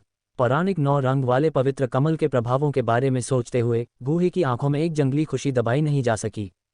इस 7 रंग वाले पवित्र कमल का प्रभाव, हालांकि 9 रंग वाले पवित्र कमल का 1000वां हिस्सा भी नहीं है, फिर भी इसे महाद्वीप के शीर्ष खजानों में से एक माना जा सकता है। कोई आश्चर्य नहीं कि यह घाटी लगातार शुद्ध ऊर्जा से आच्छादित है और कीमती जड़ी बूटियों से भरी हुई है। ये पता चला है कि यह 7 रंग वाला पवित्र कमल काम कर रहा है। घाटी के अंदर के दृश्य के बारे में सोचते हुए गूहे की आंखों में अचानक एहसास की झलक दिखाई दी। मैंने इस बार वाकई जैकपॉट मारा है। गूहे की नज़र पूल में 7 रंग वाले पवित्र कमल पर पड़ी। अगर वह इसे ट्रांसप्लांट करके अपने यार्ड में रख दे तो क्या यह एक आदर्श खेती अभयारण्य नहीं बन जाएगा? इस समय गूहे के दिमाग में एक और विचार उभरा। यदि वह अपने शिष्यों को ये 7 रंग का पवित्र कमल दे तो वे 1000 गुना प्रतिफल प्राप्त करने के बाद शायद ये प्राचीन 9 रंग के पवित्र कमल को दुनिया में वापस ला सकता है। ये सोचकर गूहे लार निगलने से खुद को रोक नहीं सका। उसकी आंखें तालाब में 7 रंग के पवित्र कमल को देख रही थीं, जिससे एक जलती हुई रोशनी प्रकट हुई। 9 रंग के पवित्र कमल के प्रभाव से यह एक अद्वितीय साधना अभयारण्य बनाने के लिए पर्याप्त था। मूल कार्य में 8 प्राचीन कुल और ये छिपी हुई शक्तियां एकांत छोटी दुनिया में रहती थीं। अंदर स्वर्ग और पृथ्वी की ऊर्जा बाहरी दुनिया की तुलना में कई गुना अधिक केंद्रित थी। यदि वह भविष्य में एक शक्ति स्थापित करता और वहां 9 रंग का पवित्र कमल लगाता, इसके भीतर निहित स्वर्गीय और सांसारिक ऊर्जा निश्चित रूप से इन प्राचीन कुलों की छोटी दुनिया को कुचल देगी। तालाब में 7 रंगों वाले पवित्र कमल को देखकर गूहे अपनी इच्छा को रोक नहीं सका। फिर गूहे धीरे धीरे तालाब के पास पहुंचा, उसे अपने सिस्टम स्पेस में प्रत्यारोपित करने की तैयारी कर रहा था। जब उसने तालाब में शुद्ध ऊर्जा को तरल में संघनित होते देखा तो गूहे यहां आने के अपने उद्देश्य के बारे में सोचने से खुद को रोक नहीं सका। क्या यह एक आदर्श साधना अभयारण्य नहीं था? गूहे की आंखें थोड़ी चमक उठीं। तालाब में जांच करने के लिए अपनी आत्मा शक्ति का उपयोग करते हुए और किसी भी खतरे को महसूस किए बिना वह तालाब में कूद गया। अध्याय 90 डू पूर्वज तक सफलता। धमाका। जैसे ही पानी का छींटा उठा, गुहे का पूरा शरीर पूल में डूब गया। पूल के अंदर जाने पर गुहे ने महसूस किया कि एक विशाल ऊर्जा धीरे धीरे उसके शरीर में प्रवेश कर रही है। लगभग किसी भी साधना तकनीक का उपयोग किए बिना ये ऊर्जाएं सक्रिय रूप से उसके शरीर में प्रवेश कर गईं। ये सब महसूस करते हुए गुहे आह भरने से खुद को रोक नहीं सका। भले ही वह यहाँ थोड़ी देर के लिए भीग जाए, उसकी साधना में शायद महत्वपूर्ण प्रगति होगी। फिर गुहे 7 रंग वाले पवित्र कमल के किनारे तैर गया। एक विचार के साथ उसने सीधे अपने सिस्टम स्पेस में 7 रंग वाले पवित्र कमल को संग्रहित किया। सिस्टम स्पेस के अंदर का समय और स्थान गुहे के विचारों द्वारा नियंत्रित थे। जब तक गुहे के पास कोई विचार था, तब तक अंदर की चीजें निलंबित एनिमेशन की स्थिति बनाए रख सकती थीं। इसलिए वह सिस्टम स्पेस में प्रवेश करने के कारण 7 रंग वाले पवित्र कमल के खराब होने के बारे में चिंतित नहीं था। इसके अलावा 7 रंगों वाला पवित्र कमल एक दुर्लभ प्राकृतिक खजाना था और इतनी आसानी से खराब नहीं होगा। ये सब पूरा करने के बाद गुहे ने अपने मन को शांत किया, धीरे धीरे पूल के बीच में क्रॉस लेग करके बैठ गया। इसके बाद उसने सिस्टम से जुड़ने के बारे में सोचा और चुपचाप कहा, सिस्टम 27 साल की साधना निकालो। जैसे ही गुहे की आवाज़ गिरी, सिस्टम स्पेस में शून्य में निलंबित ऊर्जा क्षेत्र तुरंत प्रकाश की किरण में बदल गया, जो सीधे गुहे के शरीर में जा गिरा। इससे पहले कि गुहे प्रतिक्रिया कर पाता, उसने महसूस किया कि उसके शरीर में एक विशाल ऊर्जा दौड़ रही है। ये शक्ति बहुत हिंसक थी, एक उफनती नदी की तरह उग्र और अशांत। धमाका। गुहे के शरीर में अचानक एक हल्की दबी हुई आवाज़ गूंजी। गुहे के चेहरे पर एक लाली दिखाई दी। ऊर्जा क्षेत्र में निहित ऊर्जा गुहे के शरीर में फट गई, जिससे उसका पूरा शरीर थोड़ा कांपने लगा। अपने शरीर में हो रहे बदलावों को महसूस करते हुए गुहे को तुरंत एहसास हुआ कि उसके अंदर एक जबरदस्त शक्ति उमड़ पड़ी है। ये शक्ति बहुत हिंसक थी, एक सर पर दौड़ते जंगली घोड़े की तरह। गुहे की मेरिडियन से गुजरते हुए उसके चेहरे पर हल्का दर्द फैल गया। धमाका। गुहे के शरीर में एक हल्की सी चटकने वाली आवाज़ गूंजी। उसका चेहरा थोड़ा लाल हो गया। ऊर्जा क्षेत्र में मौजूद ऊर्जा अचानक गुहे के शरीर में फट गई, जिससे उसका पूरा शरीर हिलने लगा। अपने शरीर में हो रहे बदलावों को महसूस करते हुए गुहे ने तुरंत प्रतिक्रिया की। बिना किसी हिचकिचाहट के उसने तुरंत इस शक्तिशाली ऊर्जा को अवशोषित करने के लिए दिव्य अग्नि तकनीक का इस्तेमाल किया। हालांकि जैसे ही गुहे ने इस ऊर्जा से संपर्क करना शुरू किया, उसने पाया कि यह उसकी कल्पना से कहीं ज्यादा बड़ी थी। ये ऊर्जाएं बेलगाम घोड़ों की तरह गुहे के शरीर में बेतहाशा दौड़ रही थीं, तेजी से गुजर रही थीं और उसके मेरिडियन को प्रभावित कर रही थीं। गुहे की नसों में भयानक दर्द भर गया। मैंने इन ऊर्जाओं को कम करके आंका। इस समय गुहे के माथे पर ठंडा पसीना टपकने लगा और उसका पूरा चेहरा दर्द से मुड़ गया। कुछ समय पहले ऊर्जा के सम्मिलन का अनुभव करने के बाद गुहे ने सोचा कि वह पहले से ही परिचित है और आसानी से इस शक्ति को सहन कर सकता है। हालांकि यह ऊर्जा पिछले वाले से कहीं ज्यादा थी। आखिरकार इस बार ये 9 सितारा डूकिंग क्षेत्र में 27 साल की साधना के अनुरूप थी। यह अपार शक्ति अचानक उसके शरीर में उमड़ रही थी, यहाँ तक कि गुहे की वर्तमान शारीरिक शक्ति पहले से बहुत बेहतर होने के बावजूद उसे अभी भी तीव्र दर्द दे रही थी। इस समय गुहे को वह दर्द महसूस हो रहा था जो लियू लिंग और जियाओ यिक्सियन ने तब सहा था जब उन्हें उसकी दी गई ऊर्जा मिली थी। यह ऊर्जा एक विनाशकारी शक्ति से भरी हुई थी। जहाँ भी यह जाती थी, गुहे के पूरे शरीर की मांसपेशियां थोड़ी सी हिलती थीं। इस ऊर्जा को परिष्कृत करने के लिए मुझे पहले इसे दबाना होगा।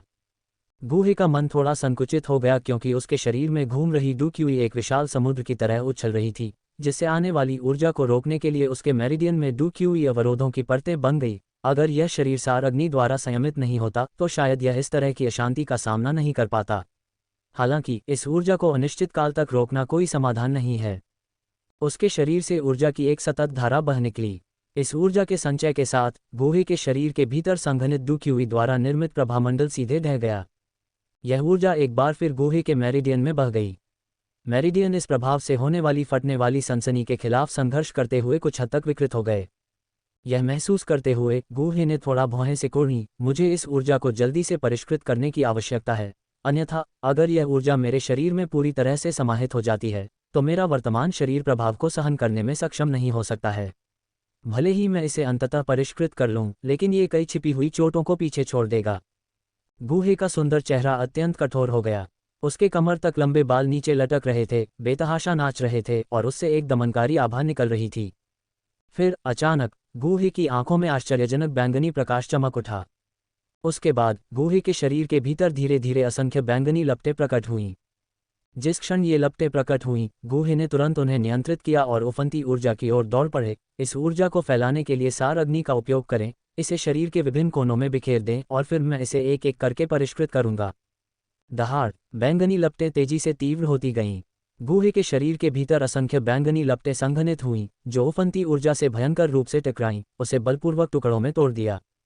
ये दृश्य देखकर गुहे ने राहत की सांस ली। बाढ़ की तरह बह रही ऊर्जा को देखते हुए अगला कदम इन ऊर्जाओं को परिष्कृत करना है, लेकिन उन्हें पूरी तरह से परिष्कृत करने में कुछ समय लग सकता है।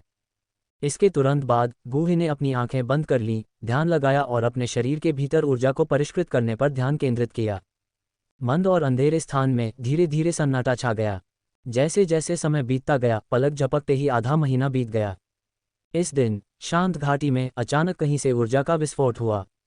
इसके बाद आसपास के स्थान में ऊर्जा अप्रत्याशित रूप से हिंसक रूप से उतार चढ़ाव करने लगी। इस ध्वनि के विस्फोट के साथ आसपास के स्थान में ऊर्जा, जैसे कि किसी बल से प्रभावित होकर, घाटी में अंधेरे मार्ग की ओर पागलों की तरह एकत्रित होने लगी। जैसे जैसे समय बीतता गया, आसपास के क्षेत्र में कंपन और अधिक तीव्र होते गए। समृद्ध ऊर्जा लगातार आसपास के स्थान से व्याप्त होती गई, फिर घाटी में अंधेरे मार्ग की ओर अंतहीन रूप से प्रवाहित हुई। दूर से लगभग पूरी घाटी इन रंगीन और हिंसक ऊर्जाओं से घिरी हुई थी, जो इसे असाधारण रूप से शानदार बना रही थी। इस तरह के बदलावों ने स्वाभाविक रूप से बीस्ट माउंटेन रेंज के सभी जादुई जानवरों का ध्यान आकर्षित किया और अनगिनत आश्चर्यचकित निगाहें ऊपर की ओर उठीं।